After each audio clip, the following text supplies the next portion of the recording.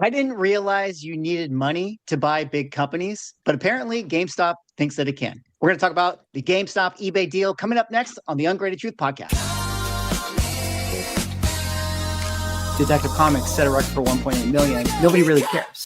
Who are annoyed that people are asking them questions, is this book banned? That question didn't exist a year ago.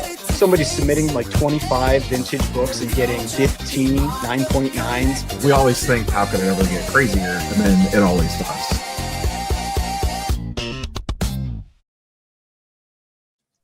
Ladies and gentlemen, welcome back to the #1 collectible show in the universe, the Ungraded Truth podcast. I am Swaggle Haas, joined, as always, by my co-hosts, Manu of the 99 Newsstand, Rob, Neo Cards and Comics, and Ryan, Automatic Comics.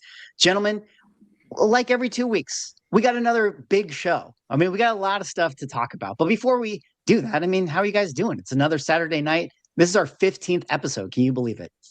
That's pretty impressive. I'm well. I mean, we go in the order, right? I'm well. And Ryan told me that Devil Wears Prada 2 is out. And some people that know me know that I really enjoy Devil Wears Prada Part 1. So I'm excited about this movie. And now everyone is going to cancel me. Ryan, how was the film? Yeah, no, I went and saw it with my wife earlier today, and I picked it. So there you go.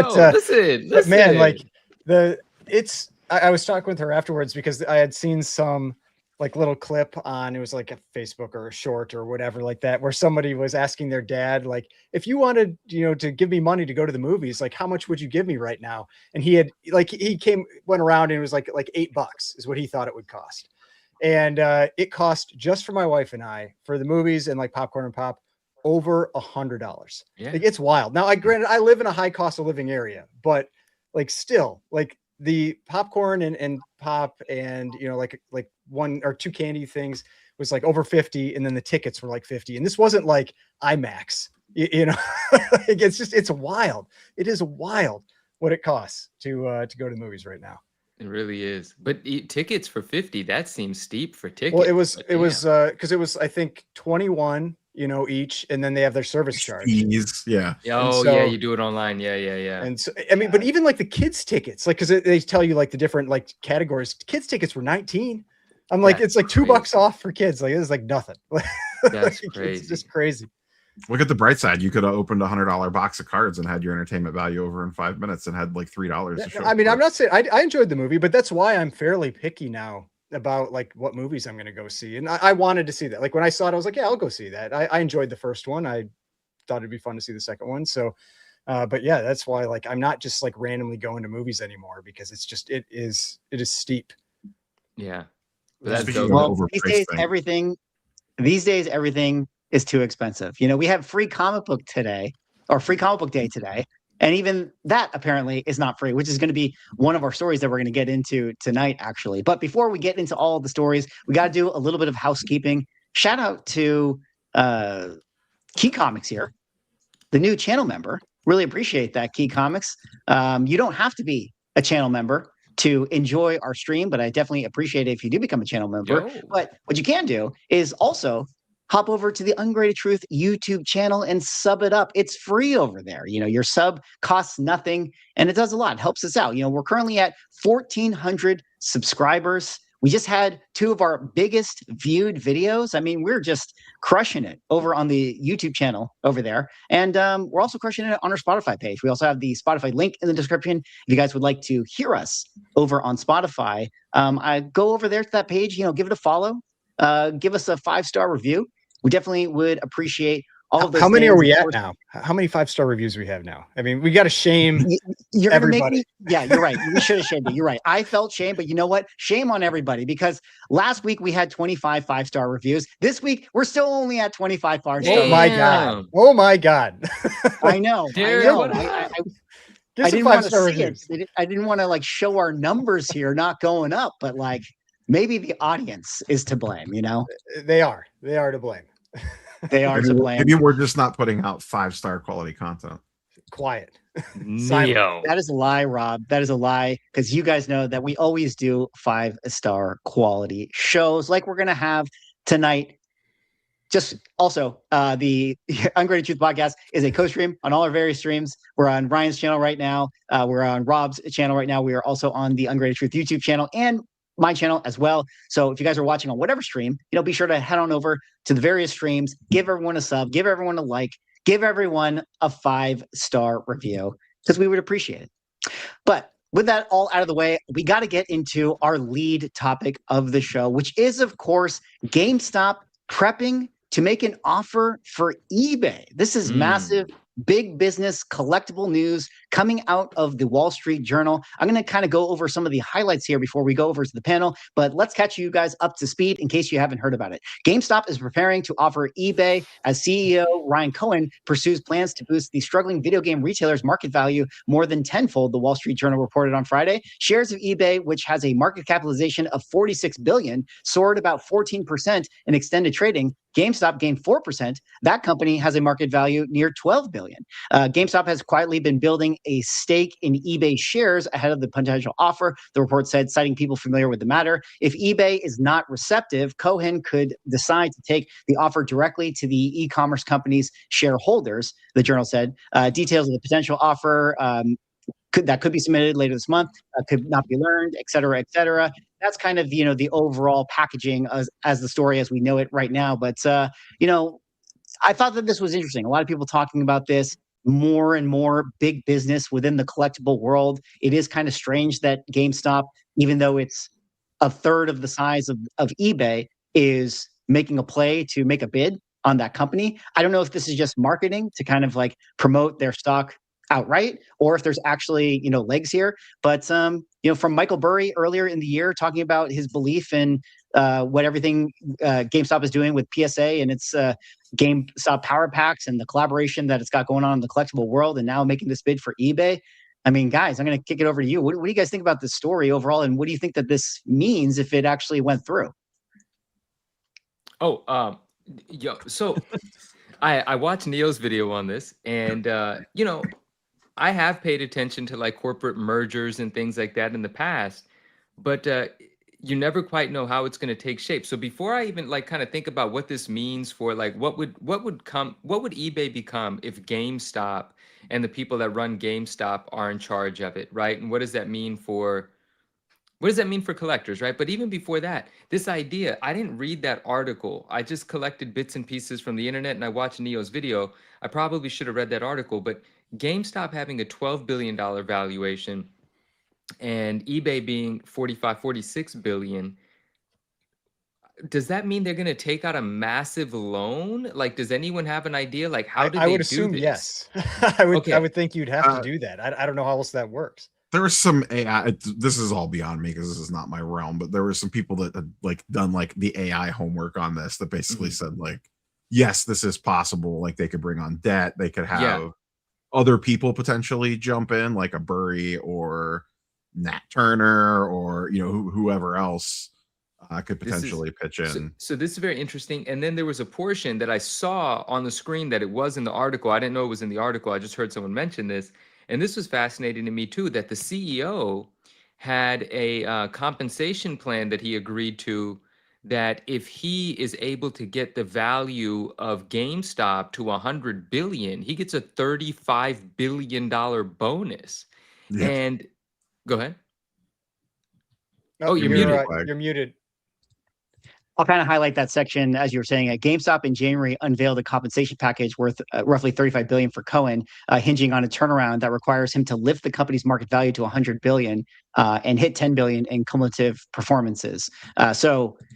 Yeah, I think that the play here is if he can put the right money together and right interest together, they could take out a loan, leverage, make the purchase of eBay with the grand plan of it being able to kind of lift the market cap for, I guess, what would be this massive corporation to 100 billion plus, and he get this massive payout. So, he's kind of, he's got his 4D chess Thanos level, get all the Infinity Stones, which I know, Rob, you kind of made a reference to him doing that before. Yeah, and the other thing, like, I mean, eBay prints money. Like, they just had their Q1 earnings posted. This, I think Ben Burrows had it on Twitter. If you wanted to try to find it, but it was massive. Like the amount of money that they brought in, and most of it was collectibles driven. I think 80% of their Q1 revenue was driven by the collectibles side of the business. So, it is. it almost feels like it's more like eBay acquiring GameStop to a degree, in a backwards ass way, if that makes sense. eBay platform is amazing, and someone called this out in the comment section. They are slow to move though on stuff. Like it takes them months, if not years, to roll out some of these features. I would hope that GameStop management coming in, if this does happen, would hopefully accelerate some of the improvements on the platform that we've all wanted. The big takeaway though torn is on that that. corporate wants all the collector money. Like the big business wants in every inch of this space, was my overall takeaway of this entire thing. I mean, my issue is that eBay, I mean, the fees aren't terrible, but they have been nickel and diming constantly every year. And I feel like if this happens, it's just going to get worse. Like it's going to get even worse on how they start upcharging on everything. And so that, I mean, that's a concern I would have. I mean, I agree that eBay is very slow on rolling things out, but I also feel like every time they roll something out, it's not necessarily to the benefit of the sellers on the platform. I mean, like, so lately it has been. I mean, there have been a couple things that are like the main thing, like to me as a seller, that would help out on the platform would be seller protections. Like seller protections are just non-existent. And they can claim that they have them and all that. But at the end of the day, like when somebody challenges you with some bullcrap claim, they seem to win most of the time. And so like, I don't know how this helps improve that situation at all. Somebody did say, like in the comment, I saw like a comment about like, oh, it would help eBay to have brick and mortar. It's like, I disagree. I think anything moving towards brick and mortar is a negative. Like to me, like the way I look at that is look at Netflix versus Blockbuster. Like back in, like 15 years ago, Blockbuster started rolling out kind of a more digital type platform with renting movies and this kind of thing. And they still just got destroyed. Like brick and mortar is not helpful, I don't think, in any of these types of situations. I think online is so much more efficient. You don't have all the costs and everything that go with brick and mortar. I do not think having brick and mortar footprints is a benefit. The only counterpoint to the brick and mortar, I generally agree with you, Ryan, but with them doubling down in the collectible space, specifically the TCG space, I could see the brick and mortar GameStop stores evolving as time goes on into a more traditional game store where you need a little bit of play space. Or like I could see GameStop wanting to hold Friday Night Magic or events or other types of things like that as their TCG business ramps up, because they've been removing a lot of the junk and clutter in there and kind of emptying out a lot of the basically that they have in those stores. A lot of the toys and stuff like that have been getting removed. So I think that would be the one counterpoint. Not that benefits eBay at all. I'm just looking at this more through the GameStop lens. So there's might be an angle with that if they wanted to go down that path a little bit, because you do need brick and mortar for that if they wanted to try to build that out. And GameStop specifically has leveraged the brick and mortar really well through like the PSA drop-off location stuff. That's driven a lot of traffic into their building. I don't know that they've seen the return on it or not, but that has been one major benefit of them actually having physical locations. And they have closed a lot. I think they've closed like 700 stores this year. It seems like they're trimming the fat on a lot of those brick and mortar stores. Yeah. One thing to point out too, even though the brick and mortar stores probably are kind of an antiquated model, obviously for businesses and things like that, the proliferation of third spaces, as they call them, is something that a lot of companies are looking at right now. Places for people to go. The more we're online, the more people crave like, oh, can I go out with friends and do activations and experiences like that? And GameStop, even though it has a store, doesn't have the same kind of hobby feeling that a lot of card stores do or a lot of comic book stores do. And I wonder if they're thinking like, hey, can we level up our GameStop places to be these kind of third spaces that people actually want to go and hang out at versus like some kind of retail store, something that I think might be interesting. The other part I was just gonna say, the tough part with that though is just like, I kind of go, it's like, yeah, LCSs have been doing great. It's like I don't know. Like that card LCSs actually have been doing great. So I mean, but I don't know about card I hear shop. a lot. Card I shops hear a have lot of card shops struggle though too. You know, like there are card shops that do well, but a lot of them also struggle with how the distribution models work now and everything. So, I mean, maybe if they're big enough, they can wield a big enough stick that they can, you know, get a better handle on distribution. That might be something that they can leverage. And this is something I could just thought of sitting here. I wonder if there would be a weird angle, like the way that they leverage the brick and mortar to make PSA submissions basically for dummies, where like anyone could walk in and submit a card to PSA. You don't have to know anything.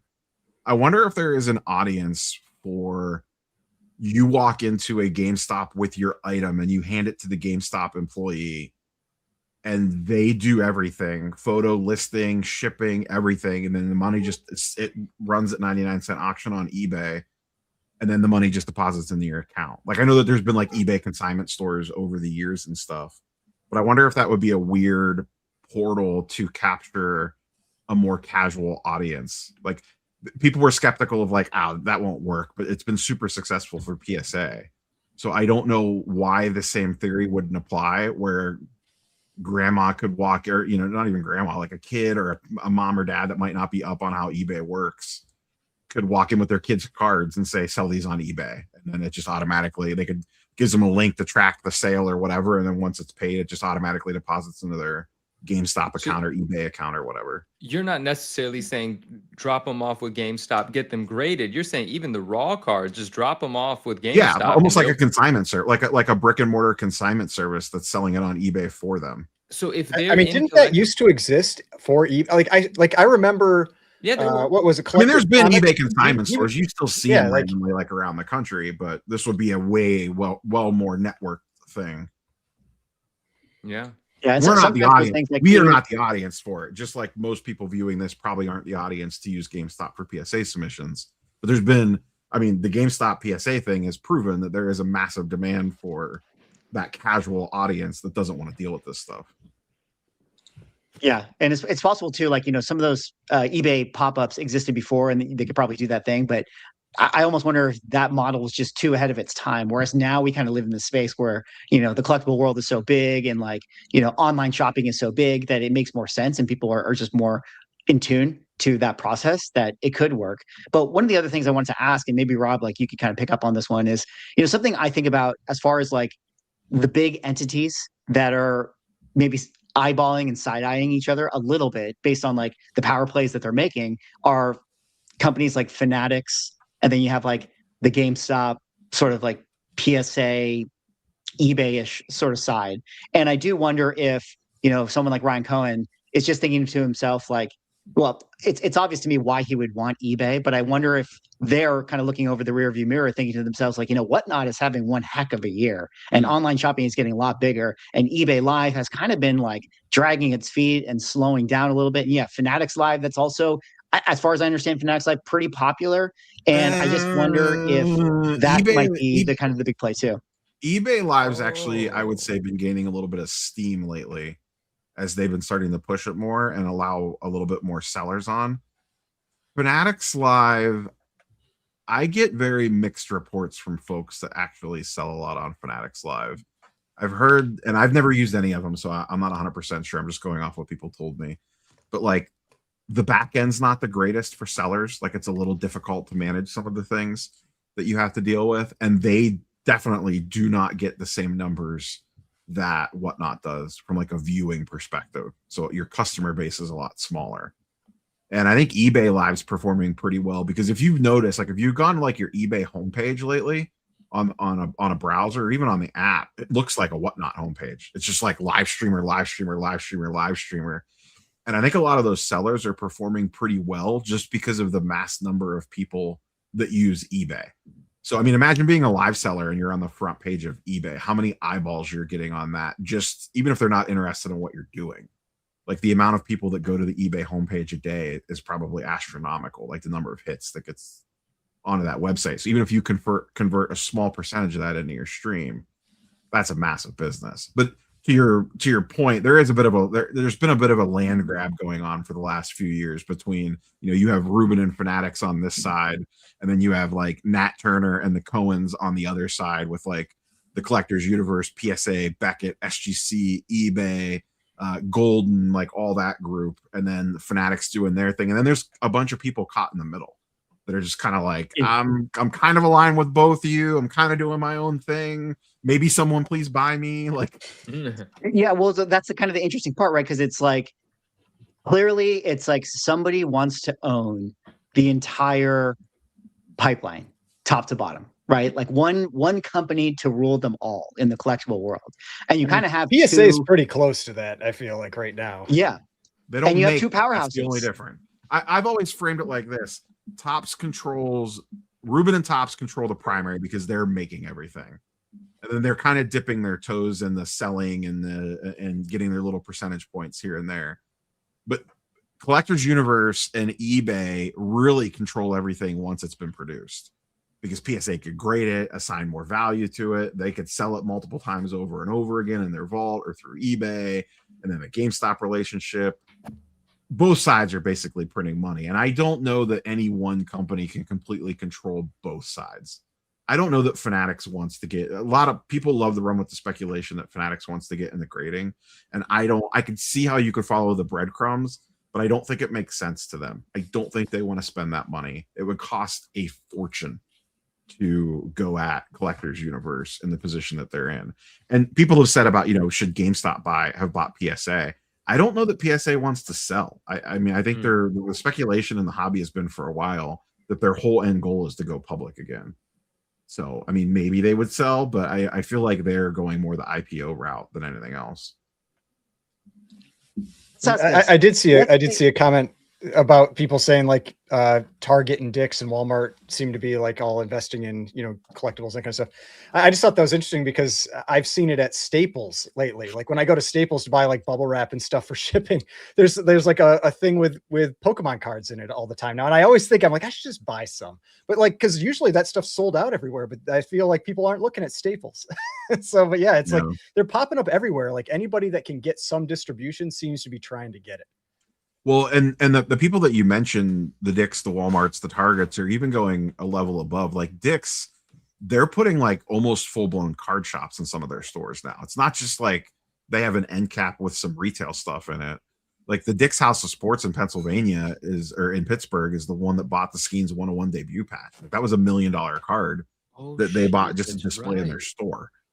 And then Target recently announced that they are going to kind of do something similar in some stores where they're basically going to put like an upgraded collector experience, like rip out part of the store and put in, card shop's too big of a stretch, but just like a more dedicated area for collectibles. And we've seen Walmart do a lot of stuff in the comic book side with short box, with live selling, with all sorts of things that they have their hands in too. So they're all getting into it to some degree or another. I feel like Dick's has been the most aggressive of all of them, at least in the sports card side of things. I was gonna say, like Dick's, it fits though. I mean, like all the sports equipment, everything. You're gonna have people that collect sports cards. Maybe I don't know how much they spread into like Pokemon or TCG versus sports. They do have some, but their focus is more on sports. Yeah. Let me ask this though. Let's say that GameStop is able to make this happen. They put the money together. They end up buying eBay. What does that look like? That's what I'm trying to figure out. Is this good, bad? What is this? I don't think there's any real like, oh my God, we woke up tomorrow and all of a sudden, power to the players or something crazy like that is all over the front of eBay.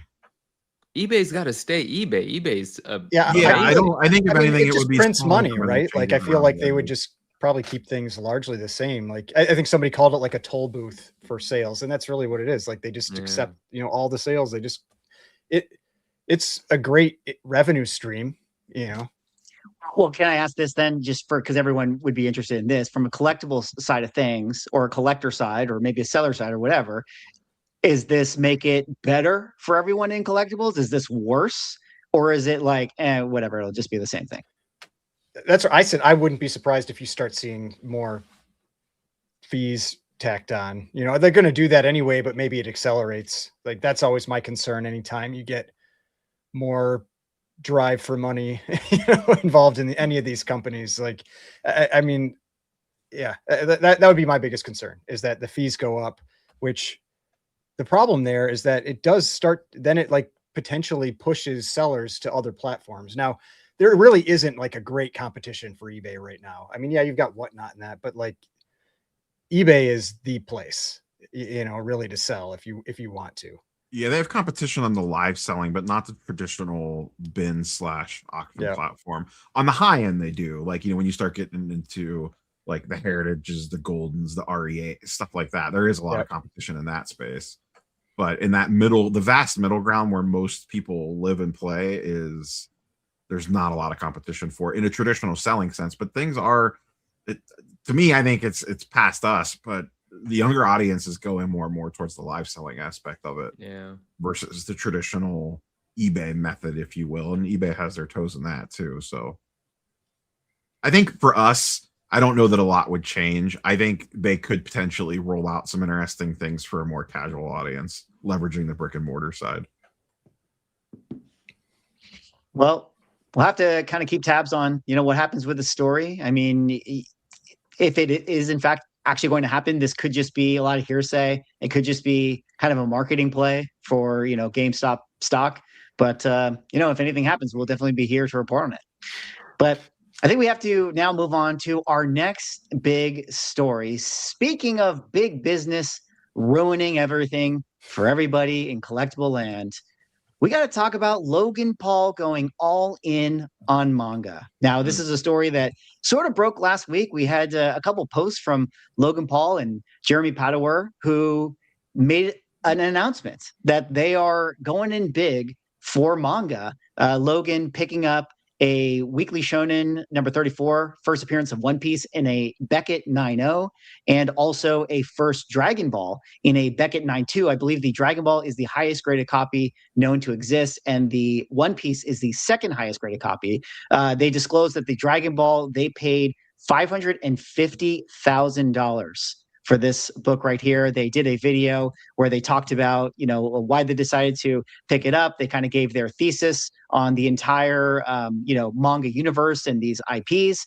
And wouldn't you know it, soon after that, we started getting the listings and the sales and the movement, and everything was going crazy on the secondary market, specifically for that of the Weekly Shonen number 34. We got a bunch of big One Piece sales. The other week we talked about this one, the 5.5, selling on Heritage Auctions for 42,000, and then this recent one, shout out to this consignor right here, Rainier Consignment, sold this 6.0 for $55,000. And I was able to kind of check on 130 Point to confirm that that was an actual sale. And it's kind of stands to, or it's important to point out that a 7.0 sold in November of last year for $10,000. So that's where we've gone, in this last 6 months or so, with the Logan Paul announcement jumping up, essentially 4x or so. But what's maybe most interesting about, Logan Paul kind of coming out and saying all this was the amount of crash outs that the manga universe had. I mean, I don't know about you guys, but I have never been served as many manga related content videos of people saying this absolutely ruins the hobby. Logan Paul is cosplaying as a manga, fan. He's like a total phony. A lot of people were saying even that, that manga isn't even the first appearance. People were kind of getting all over these guys. We had, the mangas are meant to be red crowd all of a sudden popping up. And it was just really funny because this was like totally, just like everything we've heard in comic books. But now it's like the manga people are getting it. I mean, maybe these have always been the conversations within the manga world, but it's just funny to see another hobby, like it was like that meme, the meme with like James Franco where he's got the noose around his neck. He's like, oh, first time. It's like now the manga universe is freaking out over Logan Paul. But gentlemen, what do you think about Logan Paul buying up these mangas? What do you think about the crash outs within the manga space? All right, I want to start with this one because I feel like my take is maybe I don't know, maybe we're on the same page here, but at first, I'm not a Logan Paul fan. Like I feel like he's just out there he knows he can use his likeness and his influence to make a bunch of money. He knows it. Like that's fact. But all those crash outs and all that crap just made me go, all right, I'm cheering for Logan Paul. Like I don't care anymore. Like I am so sick of all that garbage. You know, like it's the same. It's the same people that a little younger, it seems now, where they're just saying like, oh, the manga is meant to be read. Like, oh, grading is so stupid. You can't read it when it's in a slab. Oh my God, I'm so tired of it. I'm so tired of it. And yeah, cheering for Logan Paul now. Manga. Just I want it to just go to infinity. That's my take now on this. I'm just, oh my God, just stop complaining. Stop complaining. Ryan shill bidding manga incoming. Oh what do you guys think, Manu or Rob? You guys have initial thoughts on this sort of Logan Paul manga story? If you have it, sell it. Yeah, I like that. Logan gave you the window. Like, I agree with that. Sorry, Rob, did I cut you no, off? No, go Manu. No, that's it. I had a conversation with someone a few days ago. You know, I was unfamiliar with manga and its origin and what different ones there are and things like that. And this is all brand new to me. And my feed is also full of this stuff. You know, I'm seeing the scripts people are buying now. And but what made it interesting, what brought me in and made me personally care is that, and I think this individual is going to tell his story later, so I'll be vague about it. But I spoke to the person that, you know, this $550,000 one that sold. I spoke to the person that owned it previously, that graded it from raw, sold it to the person that sold it to Logan Paul, and all of the emotions in that story, because you might imagine he paid a certain amount for it raw, right? Graded a much smaller certain amount, I'm sure. A fraction, right? Like, I mean, you know, very tiny relative to this amount. But then even once the market had started to move within like you know, a certain group of people that were really passionate, interested, this individual, yeah, I'm just, you know, anyway, he sold it after grading it and sold it for a great profit in regards to what he paid for it raw. But what it's gone on to sell for in a short period of time to Logan Paul is kind of this emotional roller coaster. But having that conversation is what made me feel like, oh shoot, now I feel involved in this, right? Because the manga thing didn't connect with me, but knowing the individual, and he's a friend of mine, and like hearing that and sort of everything that went into it and what it took to get to this place. And what sort of community was around it, kind of pushing it prior to this mainstream sort of push from Logan Paul and friends. It's fascinating to kind of just look at it from that sort of perspective, being completely not involved in it at all. So it's interesting to me. And then a bunch of people were like, bro, get into it. And it's like, I don't love this stuff. I can't do it. And the thing about that is, just by chance from us talking about it and reading articles, I'll learn a thing here and there. But if I don't love it, if I'm not passionate about it, I'm not going to research it. I'm not going to just dive in and then come up for air when I feel like I know everything. And so if I don't research it, I'm not going to be prepared to meet opportunity with knowledge, with awareness, right? I'm not going to know what to buy, when to buy it, when there's enough. So I'm just going to be an observer. I got no beef with nobody about it. You know, I got my opinions about Logan Paul, but but what Ryan said is right. He is completely aware that his likeness is going to, you know, pump up a product and he's going to make some money. And at the end of the day, he's not going to sell this to somebody that, you know, doesn't have any money. He's going to sell it to someone super rich, and they could make whatever decisions they want.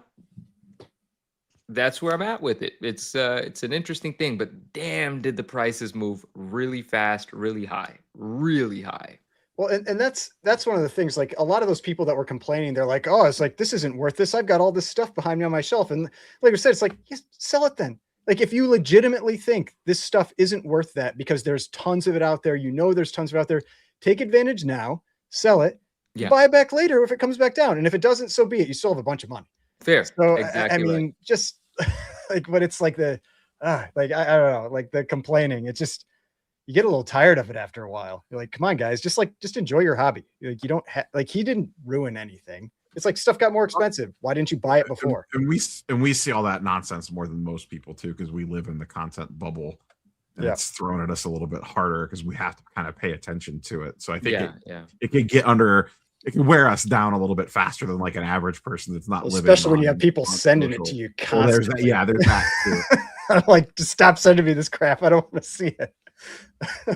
Yeah, I mean, we saw it. Imagine how much Logan Paul saw it, because he made this post after his initial one, which I thought was actually pretty funny. The response to my manga purchases was so overwhelmingly positive that I decided to double down and grab 2 more copies of One Piece Chapter 1, and then he showed him picking up 2 more copies. But I just thought that was pretty funny as a post. And I wanted to like kind of go back to this one right here, and this particular content creator like pulled up this comment that he said like, oh, this was like such a great post. And the post said, I think grading, hoarding, and selling simple stuff we all enjoyed as kids now that we're adults is dumb. Not everything has to be turned into a stock to be sold for profit. I'm tired of all this grading culture. Kind of effectively, said another way, grading is a scam. But I thought it was just really interesting because, we have so many people that are so upset about, I guess, big business coming into our hobby,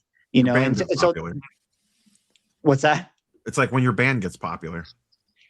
That's exactly right. It's like when the band gets popular, when all of a sudden GameStop, joins forces with eBay, and it becomes big business in this whole thing. When all of a sudden Logan Paul likes the thing that you like. I guess I want to kind of ask that, like, do people have a point to be made when they sort of feel like their hobby has been ruined by like these big entities? Because it's kind of like an interesting just conversation. Like, I'll just start with my opinion on this as I'm trying to set this up. Like, to me, it's maybe a little crass, but I'm like, get over it. Like, yes, big businesses have come in, influencers have ruined your hobby, but that doesn't have to affect how you still enjoy it. Like, there's still a ton of fun to be had in collecting. And I don't know. I just think that it's interesting that people complain so much about it. And then the other thing I want to ask is just, and you guys can pick up on another point, is that everyone was saying Logan Paul is a poser. And don't get me wrong, there is no doubt in my mind that he's looking at manga, thinking it's pretty cool. And yeah, I think I can buy this thing. And based on the popularity of the franchise of One Piece, I can sell this for $5 million 5 years from now. Like, no doubt that's his play. But like, are we surprised? And does it matter? And like, who are we to say that he doesn't love One Piece? I mean, he loves it enough to spend $500K on it. I don't know. I'm just going to kind of throw it back to you guys if you have any thoughts on what I just said. Just a little bit. Now, not like a super passionate take on it or anything like that. Like, I don't want to disagree with you, and I enjoy agreeing with you in this. But then there's something that there's something that I can't avoid as a feeling, and I don't even know how I relate to it, because manga wasn't my thing. I wasn't a quiet collector of it, and now it's this thing. But there's this kind of, tell me if this makes sense. There's this kind of the sense of like, there was a community and people appreciated it, whether they bought it or not, or invested in it. They loved it, they believed it, and now it's a circus. And that sucks for the community that loves it. Money aside, Logan profiting, but now it's a circus. And I think that's the sentiment shift for the collector that was in it before. And I don't know. I mean, I just get kind of like that feeling, like maybe that's what it is. Of course, there are people that are angry that now it's expensive. There are people that are angry that they missed out. There's jealousy, there's envy. All of those human emotions exist here. There are absolutely a lot of people envious of the position that Logan's in. No doubt. But this also just doesn't feel pure, right? It feels like a charade. And I think that is upsetting to a core collector, potentially. That's the only emotion that I think I kind of feel like that might exist here, and that I can understand. So I think it's valid. I think the biggest thing that you hit on is priced out. I think people feel like they get priced out. We saw it when we saw it firsthand, Manu, like when Marvel cards got popular in the early days of the pandemic. Yeah. A lot of those folks were pissed because they used to be able to buy. They thought they had more time to finish a certain set or a certain thing, and it used to cost X, and they got accustomed to paying those prices, and now all of a sudden it costs them Y because prices have gone 5X in literally overnight in some cases, or like in the course of a week. Like you blink and you miss it. And especially if you're not tuned in to like where you're like watching the day and day, like you could have missed a week and woke up and all of a sudden your mangas went from being $1,000 to $10,000 if you went on a vacation for a few days and can I ask paying attention. Sorry to interrupt. Can I ask though, like just on that point, like how hardcore were you really, or like how much like did you like get priced out if you have been like, I've been a fan for 15 years and like I've been waiting to buy the weekly Shonen One Piece, but I just never Why did. didn't you? Like, Well, why that's what I said earlier. I was like, if it mattered that much to you, why didn't you buy it? You know, you're just mad because it's like theoretically you can't buy it now. It's like, I don't know. It's I do think it's a big part. I think jealousy plays a big role. I mean, we know that often is a big part of it. For sure. But Ryan's just waiting for Logan to get in the pre-code horror, and then he's going to retire. Oh, I know. I mean, like just get into comics, you know, like go to the moon.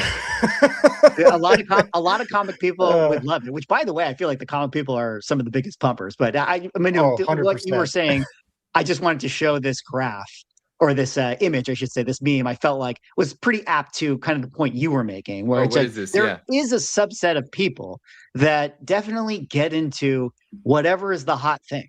And they just like go from whatever collectible to whatever collectible. Everyone yelling on what not selling something is that subset of person. I mean, we know who 100%. those people are. Like we see them, they post all the time on Instagram, that kind of thing. And it's like, I mean, but I'm torn on it, you know, because it's like they're willing to do it. They're following the market and they're making their money doing it. So you know, but like I personally, I can't do it because I'm like with you, Manu. Like if I don't care about it, then I just can't get excited to like put the time into it. Now, the interesting thing though, for me, and this is why I've always just kind of like questioned this market. I've mentioned this, I think in other videos, is that like I've said before, like I'm a huge anime fan. I don't read manga, but I'm a big anime fan, but I'm also a big like collectibles person. Like I have like sealed Pokemon or not sealed, but graded Pokemon and graded comics and all that stuff. Like you would think this would lean towards me. Like I would be a potential like person that would have interest in this, and I don't, you know, and that just kind of like makes me go, it's like, how many people really do care and how many are just buying it because it is currently that hot thing. And I don't know. And that's where it'll be the longer term will be interesting on how, like, did we just see like 10 years of growth in a month? And then it's just going to like trickle back down relatively slowly or quickly or whatever. And it's not going to do anything for a while. I have no idea. You know, how much comes out of the woodwork, and I don't know the market well enough to know how much. That's always the question. Like when something sells for $500,000, does somebody go like that? I think I mentioned this on a prior video. We talked about this. Like, does somebody go like, oh, I got a box of these somewhere, and they start coming out. Now, if they don't after a year, if they haven't come out, then it is probably legitimately rare in that grade. But I don't think you can say yet. The big winner here is the no one's talking about is Beckett, because they're the only ones that grade this stuff. Yeah, man. Yeah. No one's talking about. We mentioned that on a show. I said that a few weeks ago. Like, this is great for Beckett. This is going to be a great billboard for them because everything's in a Beckett slap. Man, those Beckett cases overnight are huge. They legitimately are like phone books. Yeah, you could legit probably kill someone with one of those things. We definitely wait until Logan, because this like. And he actually, when you like actually think about it, he would fit it perfectly. Like Logan Paul in the live action One Piece almost like fits that universe perfectly. Like, wow. Wait, so how great is this general state of being is like a One Piece live action character to some degree. If he shows up as someone in like season 4, it could happen. It could easily happen. He's like a cameo role or something, just in the background. Do you think Logan Paul? Speaking of the giant brick thing, do you think Logan Paul would wear his giant manga brick on a gold chain to WrestleMania and to his debut on the One Piece Netflix season 4 premiere? The risk of damage is much higher, I feel like, with something like that moving around, you know, like that might be tougher to pull off without damaging it. But one other thing, like where I try to be pretty careful about like the calling people posers or that kind of the attitude that goes into it is like the thing I always think about is there was a clip someone sent me where it was a guy who's like a big anime fan. And he said, you aren't allowed to like give your opinion on anime until you've watched at least 14 100 different anime. And I was like, what the hell is that crap? You know, it's like I watch a lot of anime and like at least 100 new series a year, and I'm not near that yet. Like, and I'm just like, that's ridiculous. Like the people that try to gatekeep this stuff, like, I mean, I get that they're just trying to find a method to attack, but I am not a fan of that one. Like, people can get into the hobbies, they can enjoy things, like let new people get into something. And the really like the entry points for a lot of this stuff are going to be the big anime or the big manga, and One Piece, Dragon Ball, that kind of stuff. That's where people start. And I mean, not for nothing, it's really cool that something out of nowhere sells for $550,000. Like, you know, good on everyone involved in profiting from it. That is like something the Charizard Cheeto, consider. you know, Cheetozard. Oh gosh. Yeah. Well, we No, talked go about ahead. how this is good for Beckett, but did we mention, like, is this like fantastic timing for PSA then with the acquisition? Because this is a PSA company now. And so this is fantastic for them. Just by chance, one of the biggest, most booming sort of talked about markets at the moment happens to be a brand. I wonder how much they can handle on like flow through, like how much, because like a bunch of CBC they walked across the whole way. I mean, but well, I mean, usually I think the limit would probably be the machinery for slabbing it. Like a lot of times, like that stuff can be difficult to get, and it's very custom. And they maybe only like they were probably grading like, who knows, like 100 a week or something, and now all of a sudden, just like thousands and thousands get sent into them. And I will tell you, they don't have too many people working on manga at the moment, slabbing them at the moment. And this isn't information I got from PSA. This is information I got from people that are grading mangas at the moment. And the people that are serious about getting them back are paying like whatever the top tier price is, because the weight is ridiculous at the moment. And so, you know, anyone that's trying to take advantage of the opportunity, which is what everyone should be doing if they have the ability to do so at the moment, they're paying a lot to get them graded. Raws are getting big numbers too, though. So it's like you could take advantage to some extent, unless you think you have one of those that's like the 9.0 type plus grade. Right. Yeah. I will say this though. Speaking of taking advantage, so little inside baseball story time from my end. I am in the Bay Area, originally from the Bay Area. My parents are there, and I went to my parents' house because I went to go visit. And my younger sister, shout out to Caitlin, who is like 6 years younger than me. So right in that Pokemon, manga, One Piece age range. She was always into this stuff. And I was thinking to myself, I was like, wait a minute. I think my sister has this stuff at my parents' house. So I went into, you know, her old closet, and I opened up one drawer, and what do you know? I'm rich. Or at least my sister's rich, but I'm taking this all from her, and she's totally not watching right now, and she has no idea, but I'm going to seize all of these One Piece mangas right here. Unfortunately, I didn't see issue number 1, but in case anyone in the comments can let me know if I have a gold mine in there, let me know. But I thought that was you're now one of those people that's like posting on Reddit, be like, what here's valuable? Yeah, right. Yeah, that guy in the Facebook group everybody hates. Yeah, totally. But I think that's funny because I too now am a big manga fan. I've been a collector for my entire life, and I, like Logan, am a day one. Speaking of benefiting, there was one other thing that I thought was interesting. You guys kind of mentioned it about like, what is the real One Piece market? Shout out to this content creator right here who I came across, Kaio Collects. He's somebody that does a lot of content about Dragon Ball Z TCG. And he made a video talking about Logan Paul when he did his big announcement. And he made this video where he said, like, hey, I think in the wake of this, all of a sudden you're going to see Dragon Ball TCG cards getting played on. And he then made a video where he did in fact confirm his prediction, where it's like, yeah, like these cards that were basically worth like $10, $20 or whatever, all of a sudden we're selling for like $100, $250, $400, things like that. So I kind of bring that up to sort of, you know, say, with all the excitement around manga, like I don't really know that people go into this space. They might just buy the first appearance comic book of Dragon Ball Z, which I think I saw somebody talking about, or they just, if they're a TCG person, they just jump into the Dragon Ball TCGs, or they just jump more into One Piece TCGs. So I don't know, something to always kind of keep in mind. But, well, I don't know, guys. I think that does our manga subjects. But, one final warning I think that is very, very important is that anytime this person gets into a category, there's a meme that category is ruined. And shout out to friend of the channel, Steve Aoki.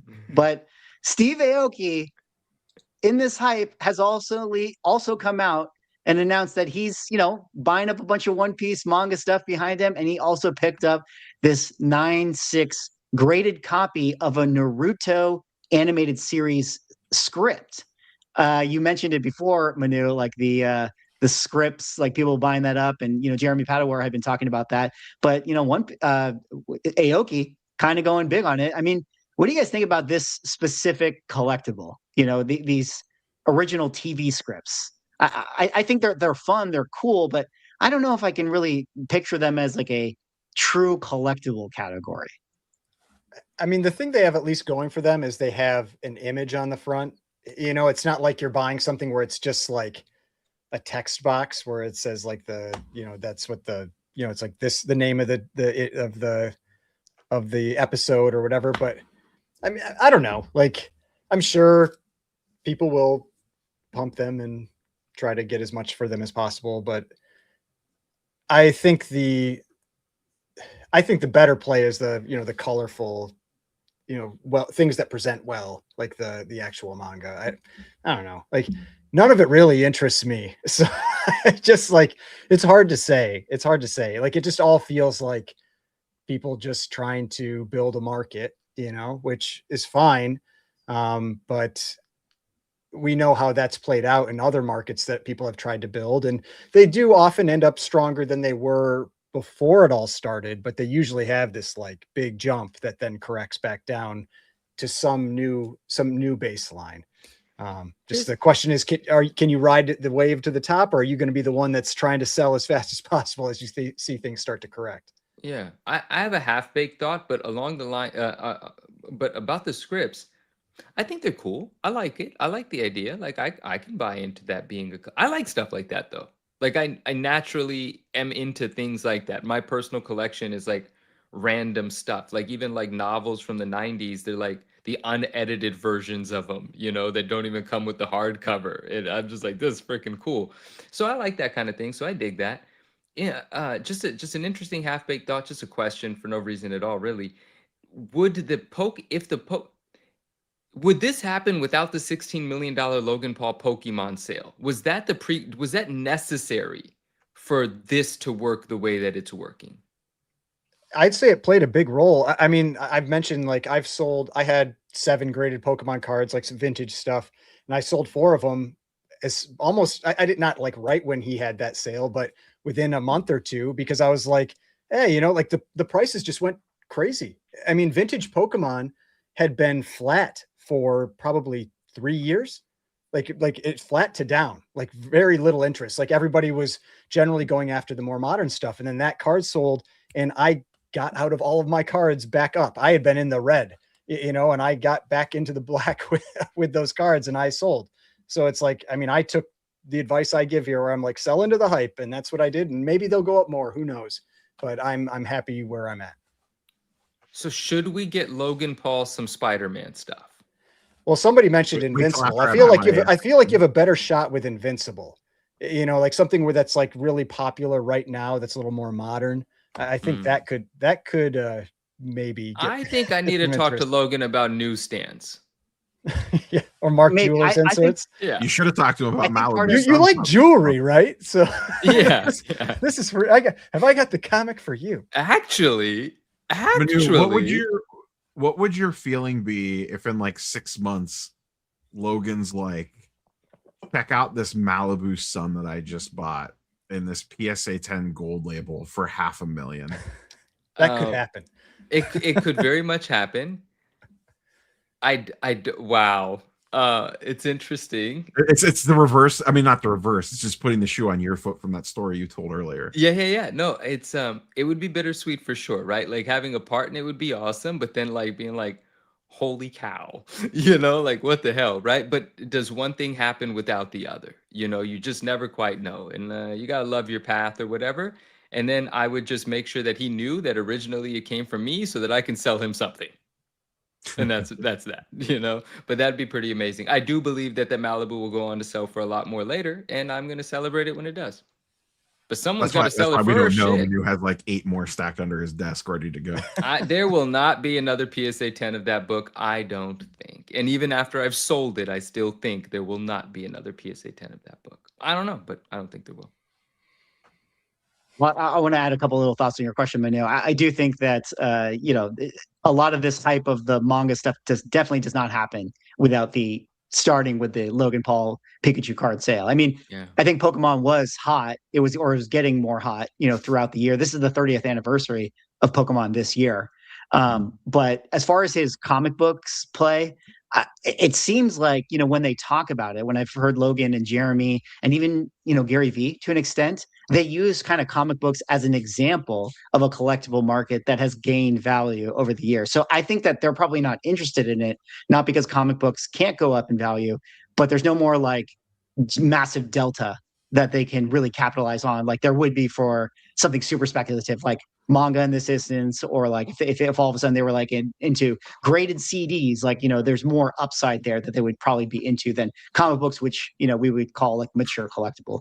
I apologize. You had a great thing going. I got distracted by a comment. Just one more time, just tell me what you were just saying, because I just need to follow. I'm sorry. God. I'm sorry, audience. I'm sorry, everyone. But wait, what? We're gonna edit that out. We're gonna just watch. Manu, you can watch the replay. All right. You can watch the replay. We got to move on with the show here. Okay. We got to move on with the show. Sorry, guys. Don't worry. We're going to talk more about comic books, specifically Free Comic Book Day, in a second. But before we do, we got to give a shout out to the sponsor of our show, Heritage Auctions. Now, gentlemen, I barely need to introduce Heritage Auctions to you guys. Heritage Auctions is one of the premier auction houses in the world. But maybe what I do need to tell you guys about is that every single week, Heritage has weekly auctions for maybe some of your favorite comic books. If you head on over to the link in our description, you'll be navigated over to a page where you can see all of their auctions coming up. In fact, actually, you know, one thing that we maybe want to talk about, which is this week, they have their next signature auction event, which maybe we'll take a look at some of these books here. But here you'll see that every Sunday, Monday, and Tuesday, they have weekly auctions where you can get some of your favorite books. And I have some of those auctions pulled up. And I have some questions for the panel here. But Rob, I noticed that tomorrow, or ending on, I should say, Monday, you got this nice copy of Journey into Mystery 83 in a 2.5 qualified label. It's got a married wrap in it, you know, so one of the pages was from another book. And then you got this Journey into Mystery number 85, first appearance of Loki in a blue label 3.0. The 2.5 first appearance of Thor might still be a little more expensive, but you know, I'm more interested in your thoughts here. Like, you a green label collector, or would you rather get the Loki here in the blue? No, I'm going blue label 100% of the time. 100% of the time. Blue label, no love. Plus, I like that book anyway. That's on my longer list of things to potentially grab at some point in time. Do they have any mangas? What's the manga action? I'm all in on Jumpman. I'm converted. They don't have mangas. They just ended a TCG sale where they did actually have some mangas, but you know, they got other things here, like some Pokemon here. Oh, here we go. They got art of anime. They do have regular anime sales. I am aware of that. I bet in this auction, actually, if we pull it up, I bet here we probably have some scripts, some anime sales in here. I mean, this could be a big one. Talk about, you know, speculation, but you know, all kinds of things. But let's kind of finish out with the comic talk here. I got another one for you, Ryan. If we go down here to the Silver Surfer, we got some of the best covers of the Silver Age. Silver Surfer number 1 in a blue 7.5, and then we have this Silver Surfer number 4. Many people argue the best Silver Age cover of all time, the classic Thor versus Silver Surfer in a blue label 8.0. I'll throw in the Silver Surfer 3. I feel like you're not going to pick it, but this is also the first appearance of Mephisto in an 8.0. What do you got here? 3 pretty high grade Silver Surfer books. What do you like? Well, I mean, so I did a video recently where I did the top 10 Silver Age covers, and my number 2 was Silver Surfer 4. So that's definitely the one that I would pick in terms of my favorite. I do feel like Silver Surfer 3 does not get enough love. Like that cover is awesome. It really is. It's Like, amazing. especially when it's like a deep red like that. I do really, really like that cover. Yeah. Yeah. Well, definitely, track that one. I might actually decide to pick that up as well. And then Manu, I had one for you as well that I picked out. If I scroll down to You the thought next of day's me? auction. What's that? It's Nothing. good to know you're paying attention, you know? I always think about you. Okay, I have this one. I mean, this may not be your typical, books here, but I think that this could be interesting as a theoretical discussion. Okay. You got a Batman 232. This is the first appearance of Ra's al Ghul, Liam Okay. Neeson's character. Yeah. And this one is signed by Neil Adams in a I love it. 9.0 gold Nice. label.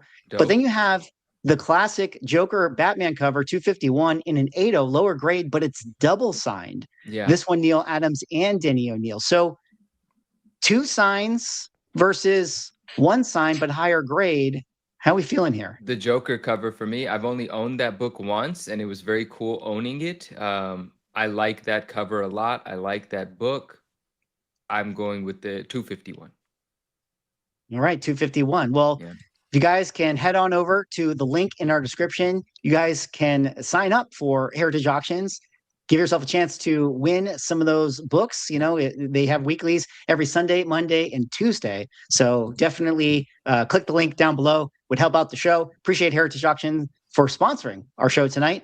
But with that, let's kind of get into our next topic here. And this one is super interesting. Now, today we had Free Comic Book Day. For those who don't know, Free Comic Book Day is sort of the national holiday within the comic book space. It's a day where a lot of LCSs typically will give out free comics that are printed by the publishers that they kind of promote their next storylines. It started years ago where an LCS shop owner just wanted to promote the hobby of comics, and it was just like sort of a marketing a celebration to bring people into stores. A lot of comic shops will do like big sales to kind of like do these cool events. It's really up to the store. But one of the interesting things about this particular Free Comic Book Day is that there is a free comic book in particular called Dungeon Crawler Carl. Now, Dungeon Crawler Carl is a novel that was written by Matt Dinneman that blew up. And notably, Brett Bean also did some artwork for this. You guys will remember Brett Bean as the creator of the Dork comic book. And one of the reasons why Dork got so popular was because the audience for Dungeon Crawler Carl was so popular. Anyways, I say all that to say, today, this was one of the free books that was coming out, this adaptation of a novel to a comic book. And instead of it being a free comic book, a lot of LCSs were actually selling this one. And here is a particular post on the Dungeon Crawler Dirty Carl, flippers. Reddit thread, yes, that said selling a free comic book. I thought the point of Free Comic Book Day was the free comic. Our comic book store is selling it. So you can see, get this for $10 or $50 if you want, to pick it up. There was another one here where you did Free Comic Book Day wrong if you got more than 1 copy, people getting mad at other flippers. There's another post here, Free Comic Book Day, don't forget to pick up this book. And then this person was complaining about all these scalpers are ruining fandom. I went into Free Comic Book Day and Dungeon Crawler 0 was all taken up. And now people are on eBay flipping this thing. And you can already see the aftermarket for a free comic book is selling for, $10, $14, $20. I'm sure by the time that the week is up, this is going to be one of those books that ends up on, a cover price hot list and things of that nature. I'm going to table the kind of conversation right there and just kind of throw it back to you guys. This is sort of that weird space once again, where like MSRP is dead. Like technically this is a $0 MSRP, but the aftermarket is making LCSs have to price it. What do you guys think about this story? I mean, I'll say one thing that whenever I hear people in comments say like, oh, like kids these days don't read and this kind of thing, like the reason I know about Dungeon Crawler Carl is because of my niece who reads Dungeon Crawler Carl. And so now knowing, I didn't know that was one of the books in Free Comic, I may have to try to buy that one on the after. I'm going to be one of these people that's supporting the dirty flippers out there. And, I may have to go buy one just to send it to her. Cause that's pretty cool. I don't know anything about, I mean, the comic book store charging for it, that feels a little, that feels a little. It's scammy. It's scammy. That's a little, that's like, come on, Gross. let the secondary market do what they want, but the comic book store is supposed to be the cheerleader for Free Comic Book Day. And interestingly enough, and anyone could correct me if I'm wrong, I do believe Free Comic Book Day was started here in the Bay Area at Flying Color Comics. And they've moved from their previous location to a new location, and it's quite a nice store. So shout out to them. They have no idea who I am. And there was, during the pandemic, there was an interesting thing that happened with the free comic book, and I was a dirty flipper, but it was my first time around. I didn't know, how these things worked. And there was an Amazing Spider-Man book that came out that had Venom on the cover. It was a Stegman cover. It was a Donny Cates and Stegman book. It had Venom on the cover, Black Cat on the cover, and Spider-Man on the cover. But interestingly enough, it was the first appearance of a character called Virus. And the book was delayed. My free comic book day was delayed because of the pandemic. All the stores were closed, right? So Virus, the appearance of Virus on a book that couldn't be released because of a virus. And so that made that book, in the moment, I actually am an appreciator of that narrative for that book. And I love that book. So I do have multiple copies. But I remember it started selling for like $80, $100, and they were still free at comic book stores. And so I remember calling some friends that had local comic book shops, like, just go to this shop and get this book, and then you're gonna have $100. And these are not comic book people, and they're like, wait, what? And I said, yes, that's what's happening right now. Just look at the eBay sales, just go get the book. And people did. They just went and grabbed 1 or 2 copies, because they were just standing by the door, or and that's what was happening. So if you couldn't find them at a shop, you were buying them on eBay for like $80. So the secondary market, great, whatever. But the comic book store, I don't know, it should still be free there. Do you think the onus is on comic book stores to regulate this? Like typically, I think on Free Comic Book Day, generally comic book stores say like, oh, 5 per customer. Because usually the free comic books, they don't ever really resell. You can have 5. Like it's fine. It's good. Because the idea would be like you're giving it to your friends, you're giving it to your kids, nephews, nieces, things like that. So the idea of taking a bunch is actually a good thing. But every now and again, you sort of have a book like this that goes crazy. Do you think that, like that one Reddit thread said, where it's like, hey, if you took 2, you're piece of shit, for taking 2? Like, what do you think about that idea? Is that's supposed to be the shops that regulate that? I mean, I think they should, but I don't think that they don't have to, but you want a good experience for the people that come into your store. So like that would be your reason for doing it, is that you don't want just some like jackass to come in and be like, here we go, and like takes the full stack and just walks out, which I'm sure happens. I'm sure that happens in some places, but I'm sure it happens. Oh, and I wanted, my bad, I made a mistake from my memory. It wasn't the raw book that was selling for 100 again. It was the 9/8, and so the idea was to go grab a clean one, submit it real quick, and then it's $100. And it was my first time getting into grading and stuff, so I thought that was cool. Now that kind of seems like a waste of time, actually. Yeah. Rob, you got thoughts on this one? Dirty flippers ruining the hobby? I don't mind the idea of like slightly gatekeeping it to like, oh, okay, like you have books on the pull list every week, you could have it for free. Or like someone mentioned in chat, maybe $50 is too much to spend. Maybe it's like if you just buy something, you could get it for free. In this unique case where this one particular one has gone kind of crazy, to kind of limit it. But ultimately, it's up to the shop. Like the shop owner knows their customers that come in all the time versus the ones that don't. So it's kind of up to them to kind of police this to a degree, however they see fit. Like we've talked about in the recent months in sports cards about like shops cutting wax off of boxes and selling it for market price to prevent the scalpers from getting it in that case. So I am still surprised how many people line up though for Free Comic Book Day. Like, I mean, when you see the pictures people post, like there are some serious lines, out the door waiting for that. Yeah, it was pretty crazy. I did see a bunch of people posting their lines. Actually, Rob, I want to ask you about that. Like, are shops still doing that? Like the breaking the seal thing? Is that still a real thing that's actually helping? Well, it's tricky now because with a lot of the products, we're on wave 2 now. Like wave 1 sold out, and the wave 2 pricing is substantially higher. So the shops really can't sell it at a discount and cut the wrap, or they would be taking a bath on it. So that's where it gets tricky. It's kind of like a one and done when the product first comes out, and then you kind of have to wait for like the next new thing to come out to even be able to think about doing it again. Because Topps Chrome, they got for, I don't know, let's just say $300 a box, and it was reselling for $1,000. So they were cutting the seal and selling it for like $600.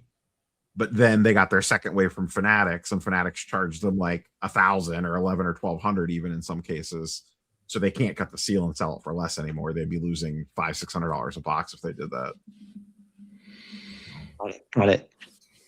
One other little interesting story about Free Comic Book Day, just to kind of tie it back to that. Dungeon Crawler Carl had another cover that was an homage of Absolute Batman. And I actually made a video talking about all the Free Comic Book Day books. I made a little mistake in my video, but the point still remained that this is a book that actually did have a drop on Vault Comics, and they sold it for $10. But this book was branded as a Free Comic Book Day exclusive variant. I mean, you can see all the listings are talking about this being Free Comic Book Day. And now this book is one that's selling for $140, probably slash price $199. Typically, anywhere from $140 to $125. Basically selling, I mean, right around the A cover of Absolute. That's what I was going to say. That's crazy. That's like the same price as cover A. Exactly. All exactly. Right. So this is a very interesting book. Very, very interesting book. And I guess like kind of the bigger story, as it relates to this is, and maybe you guys don't have, too much opinion on this, is that it was a drop. Again, another like sort of dropy thing, although the drop was fine. But it's branded as this Free Comic Book Day book. And that's kind of like, it's the Free Comic Book Day exclusive cover, which I don't know, isn't there just such irony in that? Like, that you I didn't even know that existed. This, you're driving off the hype, and then I would assume that there's people that go into the shop thinking like, "Oh, can I pick up that book?" And they're like, "No, this is not." And there's only 6,000 of those made, so that's actually pretty rare in the grand scheme of things for comics, isn't it? Yeah. No, that's a lot. Oh, 6,000. I mean, yeah, that's a lot. For well, I would say that. Well, here's the thing. Let me clarify. I actually think Dungeon Crawler Carl is so huge that I think that might actually be a decent number for that property. But as your run-of-the-mill exclusive, I think a lot of the exclusives like are retailer exclusives, at least, are like more of the 3,000 kind of run. So that one could be a lot, but maybe it's not, because it's a huge property. And Ryan's going to probably buy like a bunch of copies himself. They're I'm not buying one for $150. Like my niece can get the cover. So, I think they have a Kickstarter. Dungeon Crawler has a Kickstarter running right now for a tabletop version of the universe, and I think it's like way up there. Like I think it's, I don't know, you could maybe try to pull it up, Swags. I think it's like 8 million or something. Kickstarter. It's absolutely. I think crazy. You're right. I think it's one of the biggest.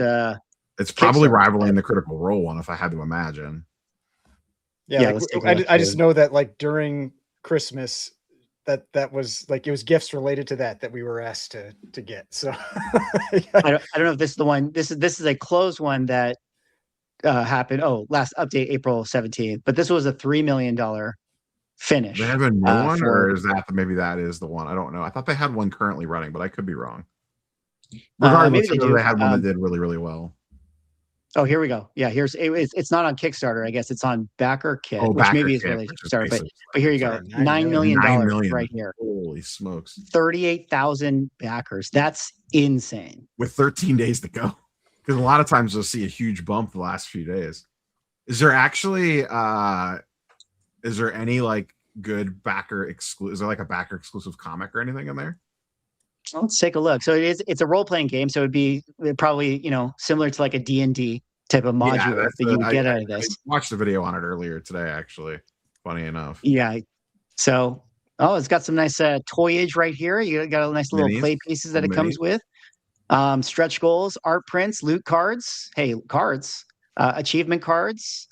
Doesn't look like there's necessarily like a comic book or anything like that comes with it, but I think the point remains that this has quickly become maybe one of the biggest IPs that exists right now within at least like the nerd space and nerd fandom. So maybe the 6,000 print run of that one cover is not going to be that much in the grand scheme. Maybe it really will be a book that is kind of like a low-key modern key from here on out. Logan Paul will have one in 10 years. Yeah. Well, actually, someone said it in the chat. I think that was kind of funny. Like, do we need to add the Dungeon Crawler Carl Absolute Batman variant as something to our Dork versus Absolute Batman conversation. Which one's more valuable at the end of the year? I mean, maybe the Dungeon Crawler Carl book will be the winner. Man, I don't want to take on that one though, because that it could be just because of supply. Yeah, and like the question is, what's the crossover between Dungeon Crawler Carl readers and comic book readers? It's like comic books, Ryan. What are you exactly? Yeah, that's my point. so yeah, I don't know. I feel like it would be like the parents of the kids that read the book and they're like, hey, I'll get this thing. Like that feels like maybe the crossover. Ryan, I don't know if you know this, but once it's a CGC 9.8, you can't read it anymore. Duh. That's true. Yeah. It's sealed forever. Jeez. Mangas are meant to be read. Mangas are meant to pay for your car. True. Or mangas are meant to pay for what could be the next big set coming out of the Magic the Gathering universe. But guys, it's MagicCon in Las Vegas this weekend. I actually kind of have a little bit of FOMO. I kind of wish I went to it.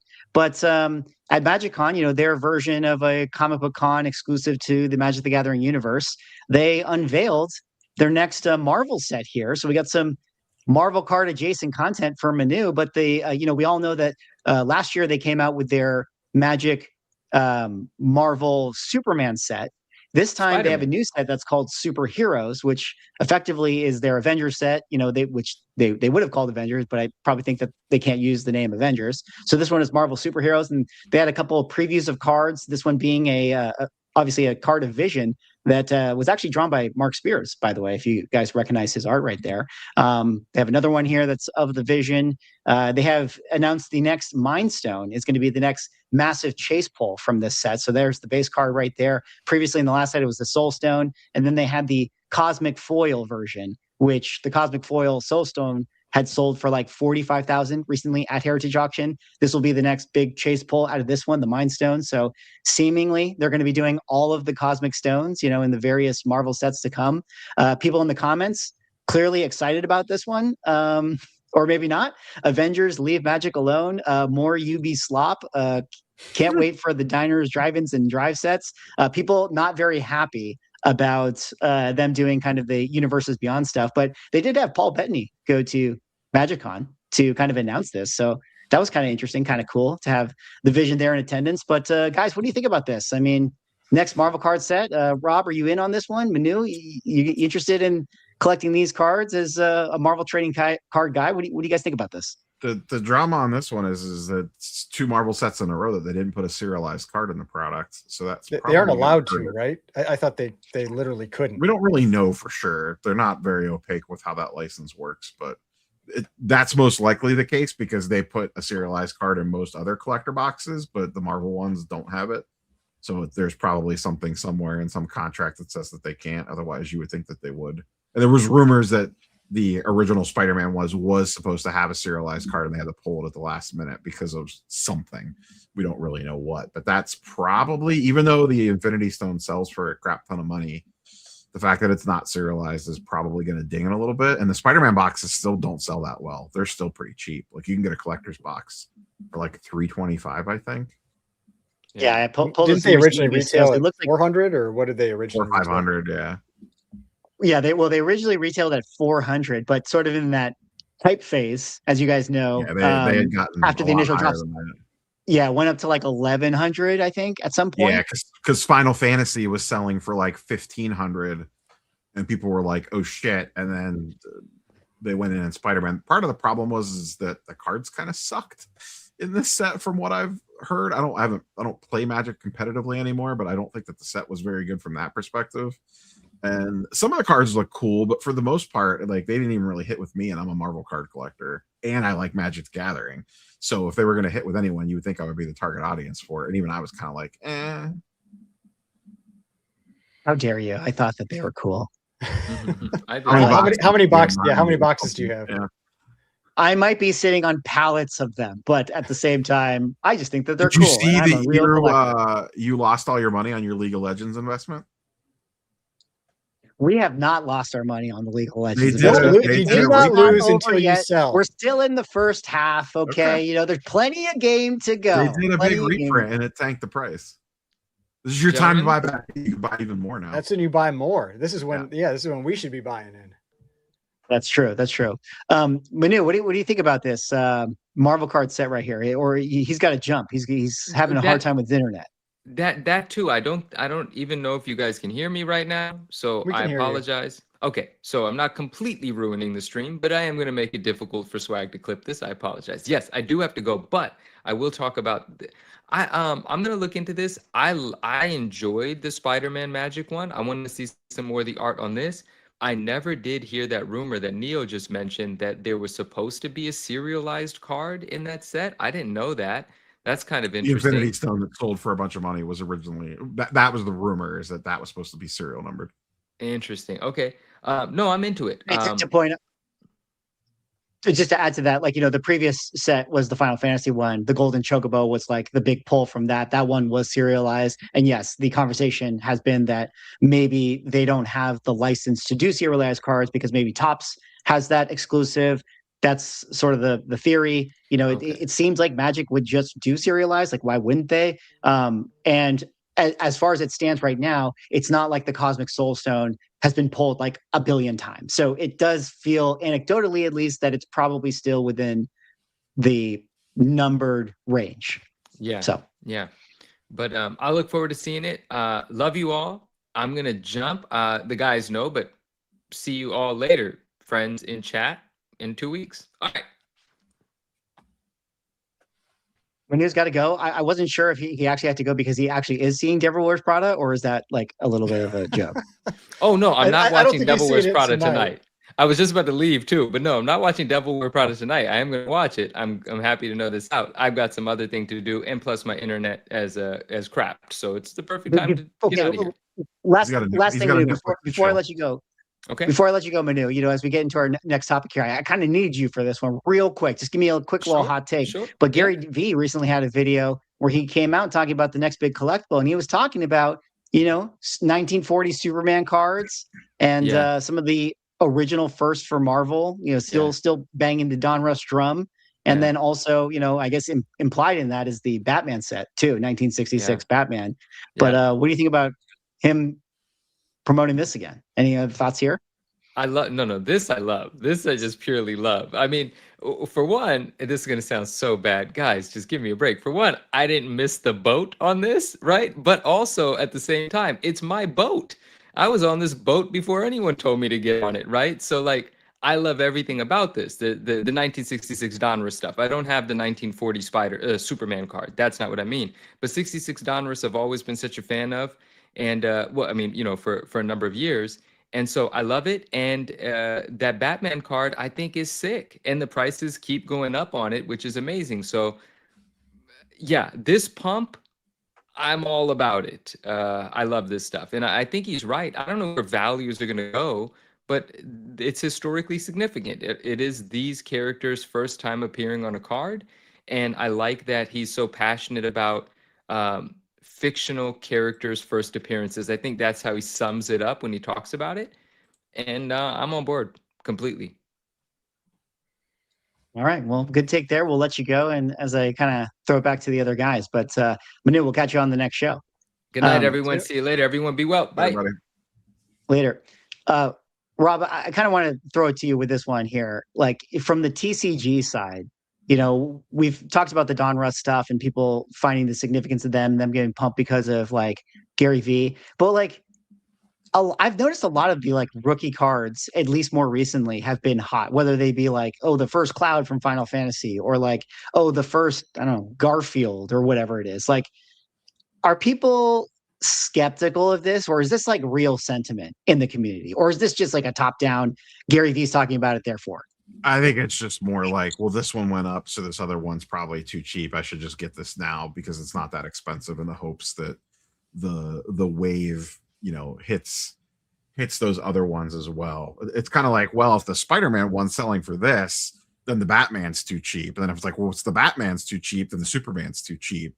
And you just kind of keep going down the list until you get to like like Teenage Mutant Ninja Turtles. I know Gary V's talked about them quite a bit as well.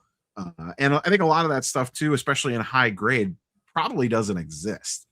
Like, there's probably a lot of those Teenage Mutant Ninja Turtle cards from the 80s and early 90s but how many of those are actually in good condition? You start getting into that game, like that stuff wasn't thought to be collectible back then, like a lot of this other stuff. So especially in high grade, I could see some of that stuff getting quite the rise.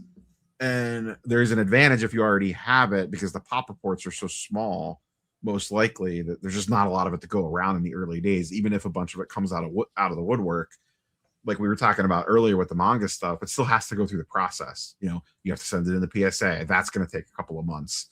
Even if you send it, I just sent a card express, $150 a card. It took a month to get back to me, and that was their posted turnaround time. So even if you pay up, it's still going to take you some time to get it back, and a lot can happen in that period of time. So I think that's what's going on. It's more like a land grab, almost like we mentioned earlier with the companies, but this time on the collector side of things, of like just looking around going like, well, that hasn't gone up yet. Let me just grab some of it, especially because some of this stuff isn't that expensive yet.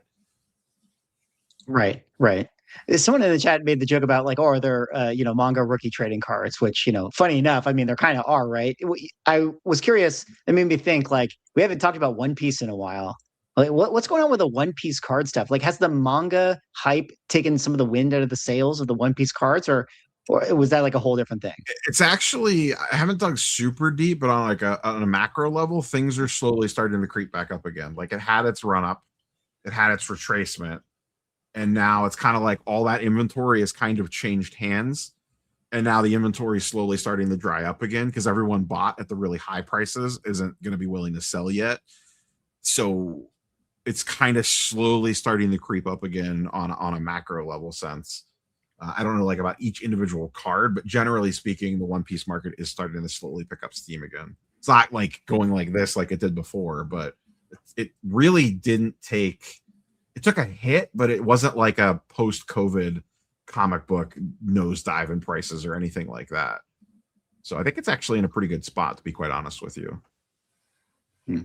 Is that true, Ryan? I'm leaning on you for like a little bit of a Pokemon report. I haven't really heard much about Pokemon ever since Logan Paul's thing. I mean, we've shared some videos of like Pokemon robberies and murders and all this crazy stuff in the Poke streets. But like, what about the card values and stuff? Or what's kind of going on there? Like, you have any sense? Well, I mean, like I said, like vintage really took off. So that has definitely gone back up again.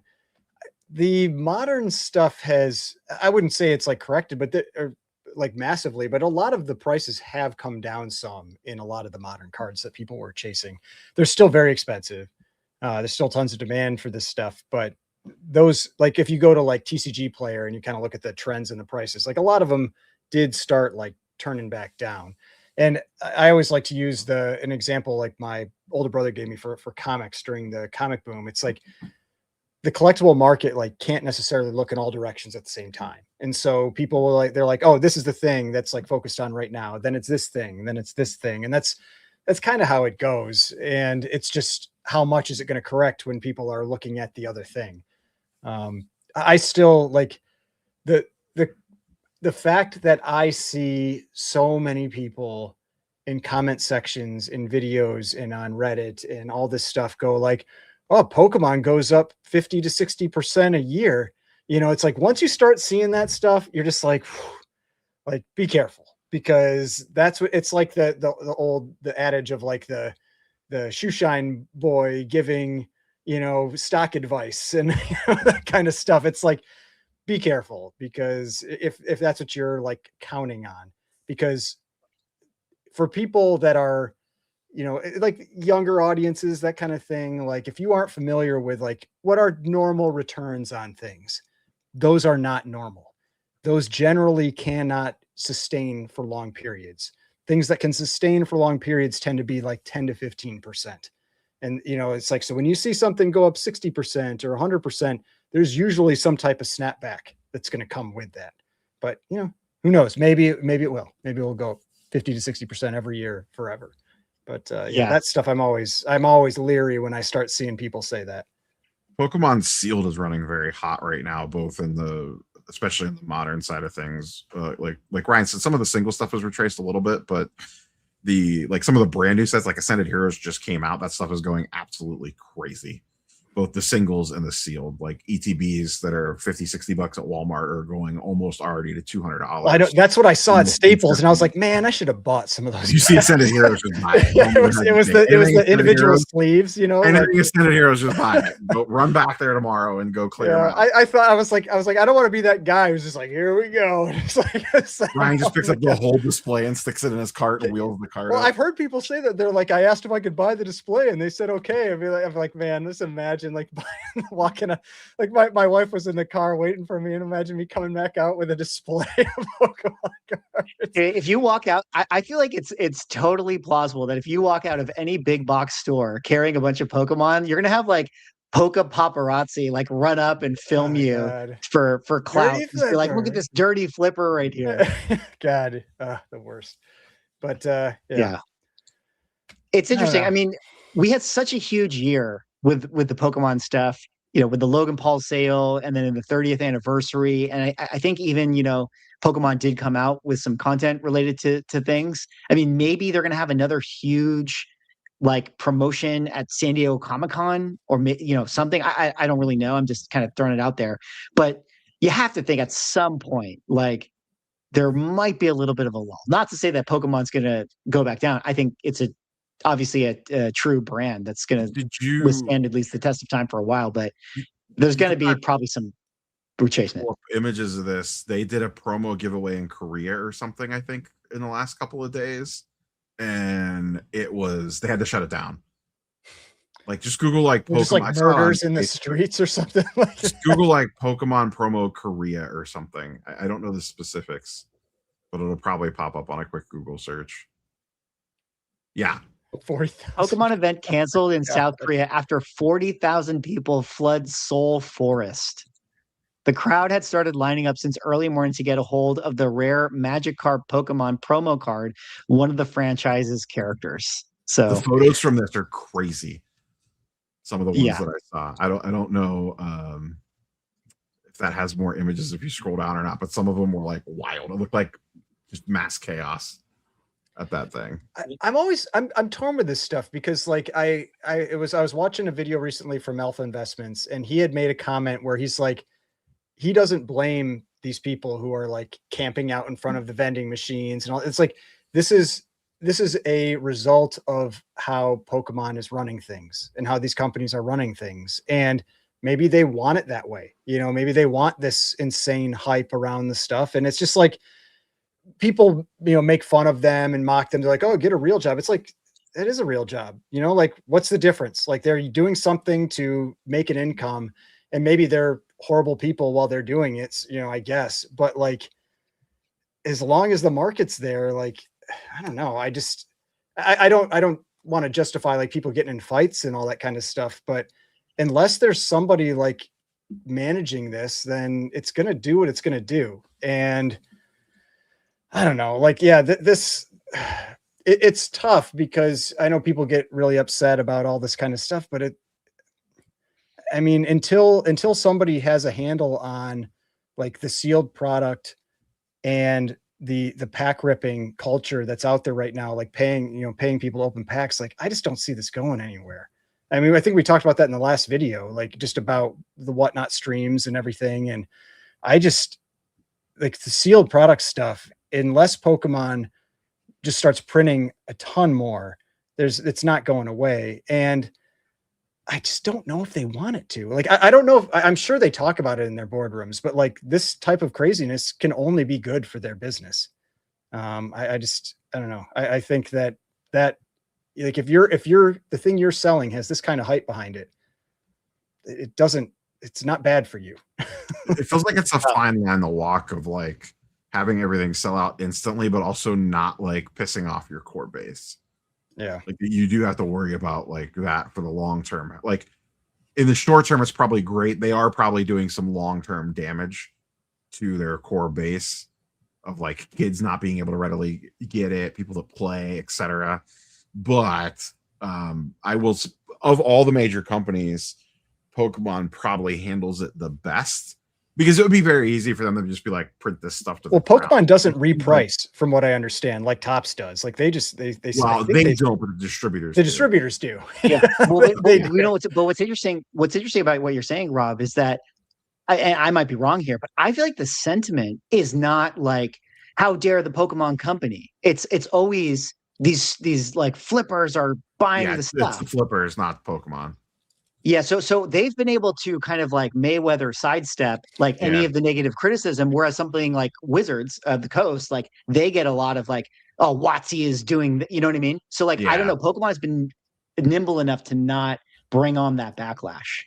And I'll say like one thing though that like Alpha Investments again brought up that like it feels like it's kind of Pokemon's fault. It's like he's like, why aren't they just printing booster boxes, like constantly booster boxes? He said instead they're printing these like special, you know, like packaging things that have a very small percentage of the packs compared to, you know, booster boxes and take up way more space on pallets and this kind of thing. And it's like it feels like they don't really want to fill the demand.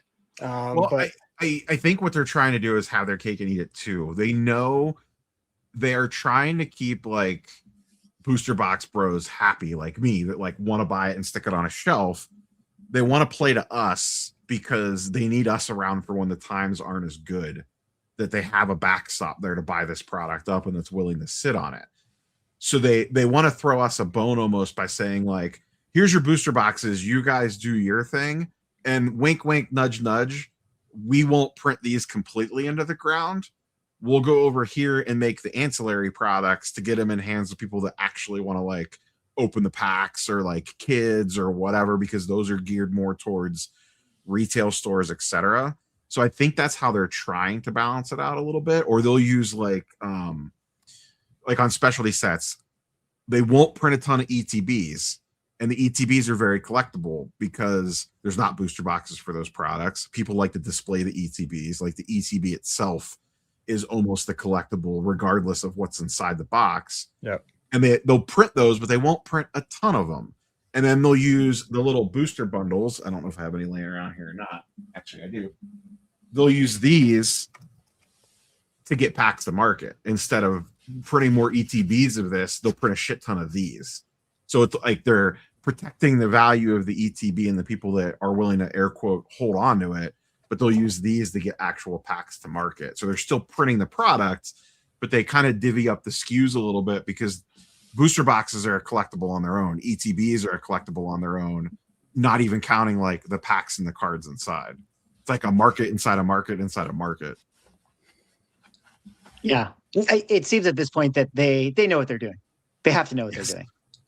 You know, and I think that they probably value the value that the secondary market gets, and I think that they, you know, are not concerned with leaving quote unquote meat on the bone, because in an odd way, I think leaving meat on the bone is giving them a longer runway for the product altogether. One thing that I think is interesting is, I forgot to mention this in our Magic the Gathering conversation, is that at Magic Con, you know, there was a PSA Magic card exclusive that featured Thanos on it, and secondary market prices for this pretty good right now. You know, how did you get that? Was it like at their table or something? Or so if you went to PSA's booth, I believe maybe you had to submit a card and you would get this as a giveaway. Okay. I don't know if they have on-site lighting right now at PSA, but this is the magazine promo as well. There's going to be a lot more of these coming to market. So if you really want this card, maybe hold off, because it's coming in the main magazine. Good advice. Someone could not hold off and paid $400 for. Is this one not even graded? It's just authentic. No, it's not authenticated. That's hilarious. That's hilarious. There's also a they teased this on Instagram. I saw Elizabeth share it, that there is a SP version of this card that looks really good. It's similar art style to the Thanos with the glove in front of his face, I believe. That looks really, really cool. As soon as I saw it, I was like, oh, that's going to go for similar to this. Kind of like that. Yeah, I think so. I'll see if I could find it. Yeah, that is a really cool art. Yeah, definitely cool art. Actually, it would be kind of cool. This one done by Lanil Francis Yu. I don't know if the OA for this actually exists, but that's kind of like a sneaky little OA play I think about, where it's like sometimes you have the art assets being reused, because I believe this is a image out of the Infinity Gauntlet storyline that was like the later on one, the 2018 one or something like that. So I don't know. It kind of would be cool to see if this art actually exists, because like you guys said, I think that this one is really, really cool looking. Speaking of some cool Magic the Gathering stuff, over on Golden Auctions, Ken Golden just made this post right here where he says the Holy Grail of Magic the Gathering is going up for auction. And what these are uncut sheets of playtest cards for the original Magic the Gathering when it was initially created. Obviously, if you guys aren't familiar, whenever you make games, you do like the play testing. So you kind of rough out some cards, you just kind of write them down, you print them out, and then you throw them into sleeves, and then people can kind of play test the cards before you decide to actually do the full artwork and do the full printing, et cetera, et cetera. But these ones are uncut sheets that are actually in CGC slabs. I think that this probably comes out of CGC's like flyer grading department, or I think they have something where they do kind of specialty things like this. But I don't know, pretty cool piece of Magic the Gathering history. It did say that these are the gamma play sheets, meaning like, say, playtest number 3 or 4 or something like that. But kind of cool. I mean, Rob, you're kind of like getting into the alpha collecting game. Would you want to make a play on any of these things? That's beyond my price range. If I would have flipped some Jumpmans, maybe I could afford this, but it is cool. That would be a cool thing to have for sure. Yeah. What do you think of like pre-materials in general? Like pre-artwork, like say that there was like a discovery of, the Pikachu Illustrator pre-print, copy or something like that. Are there any kind of cases in sports cards or TCGs where people like go crazy for this stuff? Sports cards, not really that I can. I'm sure there's probably something that I'm just not thinking of, but most of that's photography, not. Yeah, I feel like it would be like what the original photo or something. Like, yeah, there was some hype around like vintage Type 1 photos for a hot minute that specifically related to like a significant event or piece or appearance. Like if it was like a Time magazine cover and it was the Type 1 photo of it, those would sell for like a ton, stuff like that. It's cool. It's just stuff that I know I'm never going to be able to afford. Like, because it's the ultimate 101. It's basically like the like that version's OA, kind of, to a degree. Yeah. Yeah. I mean, the interesting thing though, like on the original art side of things, like the preliminary art usually does very poor compared to like the actual like used piece. So I mean, I don't know an exact percentage, but I'd say 10%, something roughly like that. Do you think that's because it has the competition of the actual OA to compete against? Well, that's what I'm wondering. Like, is there anything else like equivalent, or is that really just like the only original piece that exists? Yeah, like if someone had, say, like a sketch or a prelim of a popular piece of art that they ended up doing digitally, so there's not like an actual OA of it, would that sell for OA prices? Like if an OA didn't actually, like if that was air quote the OA in this digital age, like they sketched it out loosely before they took it to the tablet or something, I wonder if that would sell better because it doesn't have that OA kind of hanging over its head. Yeah. And maybe part of it's just presentation. Like a lot of that stuff just doesn't look as good. I was going to throw that out. Like maybe it's just aesthetics. Like, people just don't want to pay a premium for something that they just don't think looks that cool.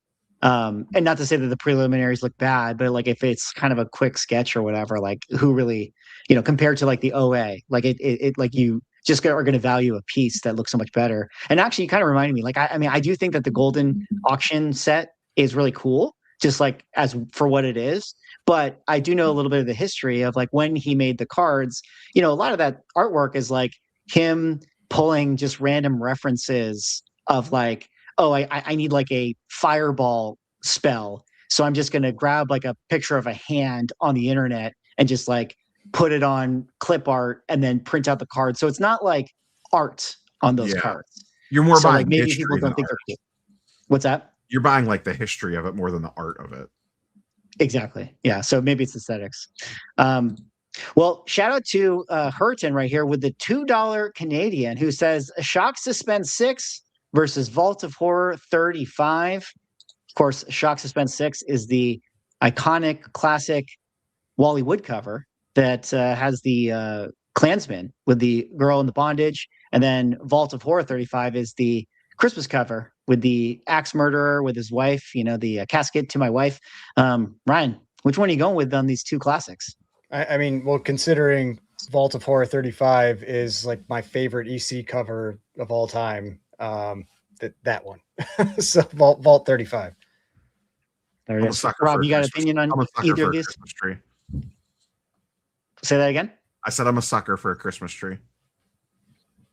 I'm going to round it out, and I'm going to say that I also would pick the Vault 35. I used to own that book, and then I sold it, and haven't been able to pick it back up because it's always so expensive. But very, very cool. All right, let's kind of go on now to kind of our final remaining stories here. I just have a couple of kind of quick little interesting things to talk about that I thought would be kind of fun. I mean, there was this post right here that Rob, you shared with us that went kind of crazy viral for like, I don't really know why, like some of these posts just all of a sudden go crazy, but this person said, insane find, a guy bought a $10 comic book at Goodwill only to find out that it was signed by Stan Lee and a bunch of other legendary comic book creators. Here's the comic book right here. And when he opened it up, he got all of these signatures in it, which is definitely kind of a cool find. I'll let you guys comment on this particular item, but I kind of want to ask, like, have you guys had any big come ups like this? Have you ever found anything that like in a random store that is like your coolest, like, oh dude, I found this one grail in a farm one time. Do you have any stories like that?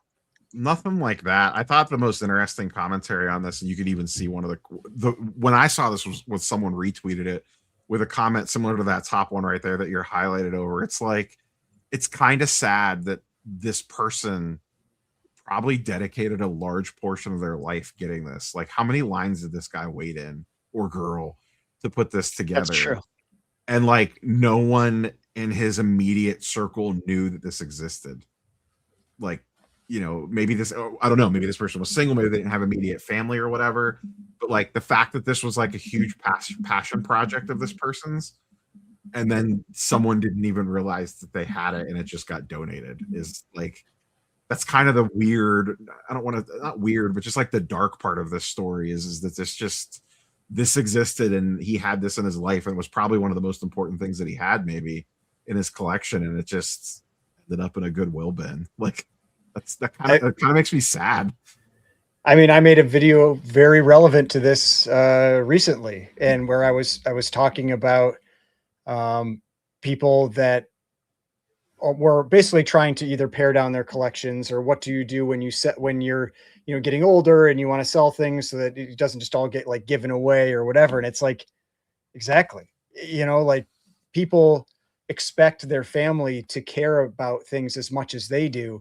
But when you see like someone that has 10,000, 20,000, 50,000 comics, they're just like, F this. Like, I'm not going through that. And they'll like either, dump it off at Goodwill, or, sell it in bulk to some dealer or whatever. And it's like, if you have things that are very meaningful to you, let family or friends or whatever know. And so that they can, and make sure for things like this, like, make sure they know it's potentially valuable. Like, so then they actually will, the person that you care about gets the value out of it, instead of the random person that, found it at Goodwill. Now, my kind of joke with this is like, you could be like, congratulations, you just got a $1,000 bill from JSA. It's like how much would that get to like get those authenticated, even though I'm sure they're real. It's like, if it's in a situation like this, actually, but if you wanted to get that authenticated, like, holy crap, that is going to cost you a ton of money. Yeah, that's something you send to like Heritage or whatever and be like, go ahead, I'll consign this with you. You guys do the work. Or just sell it. Yeah. Be like, because like, because if they get it graded and then it sells for less than the JSA bill, you're like, did I just pay Heritage to sell? Yeah, you definitely would. Actually, I don't know. Yeah, I wonder if it would actually even get the presumed value. Like, let's say like each one of these people's signatures costs, say, anywhere from $50 to $150. I highly doubt Heritage is paying the full freight on the JSA fee. Well, but a lot of times, like when this happens, like, you get the the fee for that, and they back out your sales costs. But yeah, maybe they would be like, I don't know what this is going to sell for. Like, we don't know how we're going to handle this one. But yeah. Well, plus this one now has like the story behind it. I feel like this one would sell better ungraded though. But it's just kind of my tongue-in-cheek joke about the cost. Because you almost want to be able to see it. Yeah, like we joked earlier about being able to read it. Like, I think you actually want to be able to open this and look at it. True, but imagine this. What if you sent it into JSA and it was like, yeah, John Romita, that's good. Danny Fingeroth, that's good. And it's like 80% of them are good, and then actually it's like, oh, 20% of them are forged. I think you can't get the gold label then. I think you get a blue label if that was the case.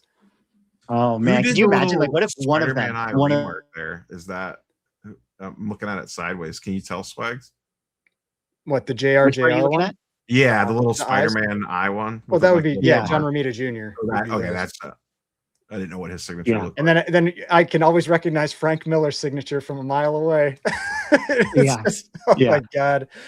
Always. You got Herb Trimp here. You got Steranko, I think is that one. You got Marie Severin, John Romita Jr., Danny Fingeroth. Some of these ones are harder to read for me. Dick Ayers, Art Adams. So a lot of heavy hitters. And then Stan Lee was on this page right here. So back in 1995, there it is, dated. So, but yeah, kind of a crazy story. And I kind of agree with you. You got to have a plan on what you want to do with your precious collectibles. And maybe you need to sometimes sell them before you think that you pass on with them, like this guy did. Groom to Be sells vintage Pokemon card collection to pay for entire dream wedding. Boy, the comments were hilarious. The comments were brutal. So good. Yikes! Yeah, like poor guy, he'll regret this later. Yeah, poor guy, he'll regret this later. To blow your retirement fund in a single night. I thought that this was pretty funny. But oh man, what would you guys sell your?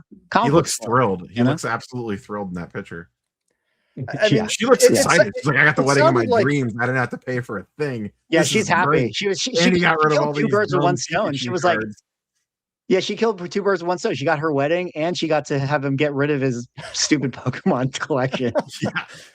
Well, I mean, I'll say, like, I think when I read it, like, he thought he was only going to get like a few $100 for them. I think it's something like that. And he ended up getting thousands. So, I mean, it's like, he got a lot more than he was expecting. He probably wasn't thinking this would pay for their wedding. And so for them, like, if you look at it that way, I did not get the impression it was like, sell these to pay for the wedding kind of thing. It was like, this ended up being a big windfall that they weren't expecting, just because, like I said, vintage cards like he's got on there have gone up a lot. Because it looks like, I mean, it's hard to see in that picture, but I think a lot of them are like first edition cards. I can see the little like black circle down in the left corner. So, I mean, that plays a big part in the value there. What's really going to make him sick is the person that bought them all, grades them, and then sells them for 10x. Oh yeah, yeah, that would be. Oh God. Yeah, joking, like what you were talking about before, like making sure someone knows like what to do with your stuff. I can't tell you how many times I've told my wife and my niece, who's quite a bit, because we don't have kids. I'm like, listen, before you sell shit, just look it up on eBay first and click sold listings before you just randomly start giving stuff away.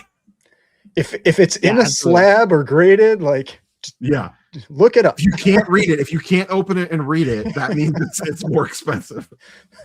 I've definitely told some of my family members and stuff that was like, here's a couple numbers I want you to call. There's a couple of people that if anything ever happens to me, before, I'm like, okay, if something happens to me, like, you could talk to Swaggle House about the comic book stuff, like talk to Dustin and Steve about card stuff, like. Yeah, I'll definitely, she can give me a call and I'll be like, oh yeah, this stuff is totally worthless. Just send it to me. Yeah. Then Swag will have the YouTube video of him, like, as a 70-year-old, of like, look at this great collection I got. Yeah, can't wait to flip all this. Found Neo's collection for pennies on the dollar. Oh man, yeah, that would be amazing video. Yeah. Is there anything that you guys would sell your collection for? I was just thinking about this. Like, he sold it for, seemingly a good thing, is his wedding and stuff. Could you imagine you let go of those precious collectibles? I guess if you wanted to ever buy a house again or something like that. I guess, I don't know. I don't know if there's anything interesting about that question. Like, I assume we're putting the parameters around this of like have to. Like not like I have massive medical debt or something crazy, or like some Something life super thing sad. happened. Like, Yeah. Because that's like a legitimate reason where you're kind of like almost forced to. Like at some point in time, we all have, okay, well, I have to sell this, Yeah. for like a more like sell it one luxury good for another luxury good. I don't know. I mean, I've had that thought or conversation before where it's like, if I sold this stuff and I could get this one bigger book or two bigger books, would I do it? And at least so far, generally, my opinion has been no. I like having the variety versus having the one really big thing. That's just my personal take. Like I like being able to like swap books out on the shelf behind me, instead of like having the one of the same thing. I can't. I mean, I guess like the question is, is there something like big right now that I would? Obviously not, because I have all this stuff. so like there isn't anything right now that would convince me to do it. If I reached a point where it's like, man, like could I get like a lake house or something like that? That might do it for me. Yeah, that's kind of where my mind went too. Like, could I buy like my retirement home with my collection? Because at that point in time, if you're that late in your life, like you start getting like the previous conversation we have. At some point in time, I have to sell this stuff because I can't. I mean, you physically can't take it with you. I guess you could in the casket to a degree, but like when do you? That's an interesting conversation of like when do you cash out this lifelong collection, or do you go down with the ship? Like, are you just riding the Titanic down and saying like, nah, man, I want this stuff around me. Fuck it, somebody else can deal with this. I guess it depends on your financial situation a lot too. Like if you could retire at 60 and buy your dream home and hang it all up, is that worth it to cash in a decent chunk of your collection for? Yeah, for some people, that's the geeks. Say yes. Geeks some are my peeps comment. Like, no. Yeah, that's the geeks are my peeps comment. Like if it was sufficient enough to allow me to like retire or whatever, it's like, yeah, like I would absolutely do that instead of like keeping stuff around, but if it just gets you like a fraction of the way there, like I'd rather have the stuff. Yeah. I mean, I'm kind of doing like, I've been trimming down my Pokemon sealed collection to double that into an AF-15, but that's a little different because I don't have a passion for Pokemon sealed. So it's a little bit of apples and oranges. You have a passion for the price that Pokemon sealed goes for. Yes, I do. I check that app once a week and it's just green lines going like this. And it's glorious. Very but true. Even that, it's kind of funny to go on a mini side tangent. Like I have no attachment to Pokemon sealed at all, but now I'm like at the point where I kind of need to sell another batch. And you would think I was picking like my least favorite child to like be like, okay, which one do I let go? And I don't even really care about this stuff. And I'm still like, well, now I don't want to sell that one because of like X, Y, and Z reasons. Should I sell this one instead? And this all you're building that hoarder instinct. You got to just learn. You got to learn to kill all your kids. Just be just take them out to the back and just. Yeah, it's like heat. You got to be willing to walk away in 30 seconds when the heat's around the corner. Yeah. Just like put a horse down. Just pull them out back and say, swaggle. It keeps going up. It'll go up forever. Yeah, it all goes up forever, right? Well, let's kind of get in quickly here to our last little story. This actually happened a couple weeks ago. I just wanted to get your quick thoughts and they kind of connect together. But I don't know if you guys caught wind of this one. Dan Quintana, who we talked about a couple times previously, I was like, "What's this picture?" Yeah, out in Los Angeles. And shout out to Sean Big Clutch, who went to the signing to try to get a Dan Quintana signature, but he was saying, "You know what? This line ain't worth it." Apparently, he got there at like 7 a.m. and the line had only moved like 10 people or so, like for like about 3 hours, because I guess they were like doing unlimited signings. But Dan Quintana, failed drop, didn't matter. People still want his autograph. People still showing up. He's definitely having a crazy moment. And I kind of wanted to connect it to this other story that, this came out right after we did our last show. But Todd McFarlane had done another Whatnot stream where he sold personally to his Whatnot audience in collaboration with CGC. And in my video, I kind of just made mention of the idea of like, oh, this is kind of interesting. Like if artists like Todd McFarlane and other ones like Rob Liefeld, who does a lot of Whatnot shows and signs and stuff, and like Rob Liefeld doesn't really go to Comic Cons anymore. It doesn't really do like store signings. I mean, he genuinely just has a Whatnot stream and does it. If Todd McFarlane's doing this, and he can do like whatnot shows with CGC and maybe just do them like for an hour or 2 hours, like every now and again, instead of doing like, his big signing event that we talked about where he had to like sign, I don't know, 50,000 plus things in, probably 12-hour days. And then you got the Quintana line stuff. I don't know. I kind of just feel like this live selling shopping thing, a lot of artists might just be kind of going this way.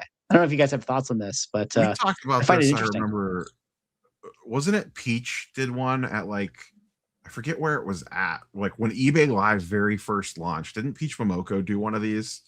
And I remember us discussing it. This was, I think, just me and you on a live swag and just kind of talking about like, is this the future? Because imagine like auctioning off a slot with whatever, insert whatever artist you want. And it's kind of like, all right, here's the slot. Here's the book. I'll do a signature and you could give me a limited remark of whatever you want. And now you have the item, the signature, the remark, and the video of them actually doing whatever it is that you requested, kind of like all in one shot. It feels like a license to print money. And I never understood why none of them have like, I don't know, like why hasn't anyone leveraged this? Like, why isn't Dan Dos Santos selling just, get a stack of sketch cards, get 10 on, do 10 in an hour or two and whip them out, or Jim Lee or whoever. Like, it's literally a license, even if it's not the bigger guys, someone like Peach or some of the smaller artists that, aren't quite at that level. It seems like a license to print money. I mean, I think the bigger ones don't do it because, at least for the most part, it's probably because they don't need to, like, I don't think, like, a lot of times, like, McFarlane, like, donates a lot of the money he makes on, I don't know what about this one specifically, but like when he does a lot of these signings that are at shops, he just ends up donating the money or whatever. Like, I like some of these guys just don't need, and women just don't need the money, but there are other people, I mean, like that are newer artists, like when they get hot, like Quintana and like Clayman and that kind of stuff, like, or like they Peach do, 5 years ago, they like, do print money. I mean, they do print money when they do those live streams, when they're selling signatures and whatever else. I mean, we've seen it. It's like $500,000 a pop. And I mean, yeah, you could, if I was them and if you gain popularity like that, like I'd be taking advantage of it too. But the bigger names, I think they just don't so much because they just don't need to. But like when I felt the same, like when I saw that McFarlane one, the thing that I thought of was how much the Neil Adams, like from his personal collection stuff sold for. And it was like junk books, like junk, like worth like $5 going for $400, $500, $1,000. Cause they were like low grade, some of them not like, they would have like, just like, I don't know, like it's just like worth nothing really. And just going for huge money. And I was like, holy cow. Like I didn't watch the McFarlane. I was wondering what that stuff went for. Because I imagine it was a lot. Big lot. numbers. You could probably go in and look at the premium sell history on it. Did anyone do like a video breakdown of that live sale or no? I would actually go watch that. I didn't do a breakdown. I did a preview video. I saw that one. I didn't know if anyone did like a postmortem on like what. One interesting thing I did check though was that if you look at one of the books, you can look at the submission that they're in, because they said they were only selling like 10 of them or 20 of them, and that submission was like a 50 submission. Like I hadn't seen that before. Maybe that's how they do the bulks, but it actually counted up to 50 instead of to 25 like you normally see. And so there were at least 50 books, and who knows if there were other submissions too that are part of this as well. So, but yeah, I expected them to go for thousands. Like I wouldn't have been surprised if it was thousands. Yeah. Back to your point, Rob, about like, why don't artists do it? I just think that was like just too early for them to wrap their heads around it. But I think now it's like, oh, this is slowly starting to happen. Like Scott Snyder also did a Whatnot stream, who, he wrote Absolute Batman and kind of did this whole thing. And, what's so interesting, and I'll repeat the point I had in the video where I talked about Todd McFarlane, is just like, when he did his signature event for CGC, like he was charging like $150 or whatever it is, right? And we all know that the dealers are sending in books and then they're upselling to their various platforms for whatever the book is, $500, $1,000 or whatever. And it's like, if Todd McFarlane can just be like, well, I'll just do an hour stream and I'll just do, people are going to bid it to $1,000. Well, all of a sudden, like I got 10 submissions, quote unquote, done in this, like in a couple minutes. So I just think like once they start to see the efficiency of this will just be so much more fruitful for them. And I kind of just think that this is where it's going to go. Plus, as the artist, you have ultimate control over the supply. So like if you're not at the top like a McFarlane or a Liefeld or whatever, you're somewhere in that middle. Like you have you're very popular, but you're not like at that peak of your powers or whatever. You almost get to dictate the terms on that stuff. Like, hey, I'm not doing CGC signings anymore. I'm not going to cons anymore. Catch me once a month on eBay Live for 2 hours. That's your only opportunity to get signed books. And I saw a comment in chat about like they would get blowback. Sure, they might, but guess what? They would probably still print money because there would. Yeah, I mean, like look at the Quintana line. You know, yeah, like there was nothing good about that release and everything, and the statement he made, and people are still lining up for it, and they're still paying big money for it. So, I mean, it would also kind of solve that. Like you talked about, the Quintana line was backed up because dealers walk in with like their long box of books that they want signed. It kind of solves that situation too, because it's like it's a free market. I'm auctioning it off. It starts at $1, and whatever you want to spend. So if a dealer wants to spend a ton of money to get one book signed, more power to you. Dealers are like, shut up. That's a good point, because actually they're getting their actual retail value. The artist is getting it. Yeah, they're maximizing their own personal value with no middleman. Yeah, it's kind of like in a twisted way. It's kind of like what Fanatics did by buying out distribution. They're not letting a middleman make the money anymore. They're making it themselves, which in this case, I would much rather see an artist maximize their value and get every cent that they can versus some random dealer in between. Yeah, absolutely. That's actually an interesting point. Like I think we've all said this. I think we're all in agreement that it's best if that is going to the artists themselves. But the funny thing is, like the comment there, it's like, but then the artist is going to get the blowback, which is kind of wild. You know, it's like the guys sending in 100 copies of something for McFarlane to sign aren't getting the blowback that they should. But then like the artist doing the exact same thing now, the person that you actually like care about is getting attacked for it. It's kind of a weird, it's a weird situation. I don't know. Cause I'm all for them getting as much as they can out of like the value that they provide. Yeah, I would never get pissed at an artist for air quote like gatekeeping stuff like that, even if it was someone that I liked. Like, well, I wouldn't, but people actually do. Like, look at the attacks Jim Lee got, for his prices, and it's like it's freaking Jim Lee, he can charge whatever he wants, but people were mad about it. Well, it's true. I mean, but the thing is, that's what's so funny because, like, obviously, everyone lionizes their favorite artist, but they don't want to like know that the transaction is there. And there's just like weird, like people get weird around the money thing. And yeah, your point, Ryan, with the Jim Lee thing was like evident of like that, where people are all pissed at it or pissed at him. But there is an element where it's like, yeah, what if Jim Lee was like, I want to just like, he's got his commission price.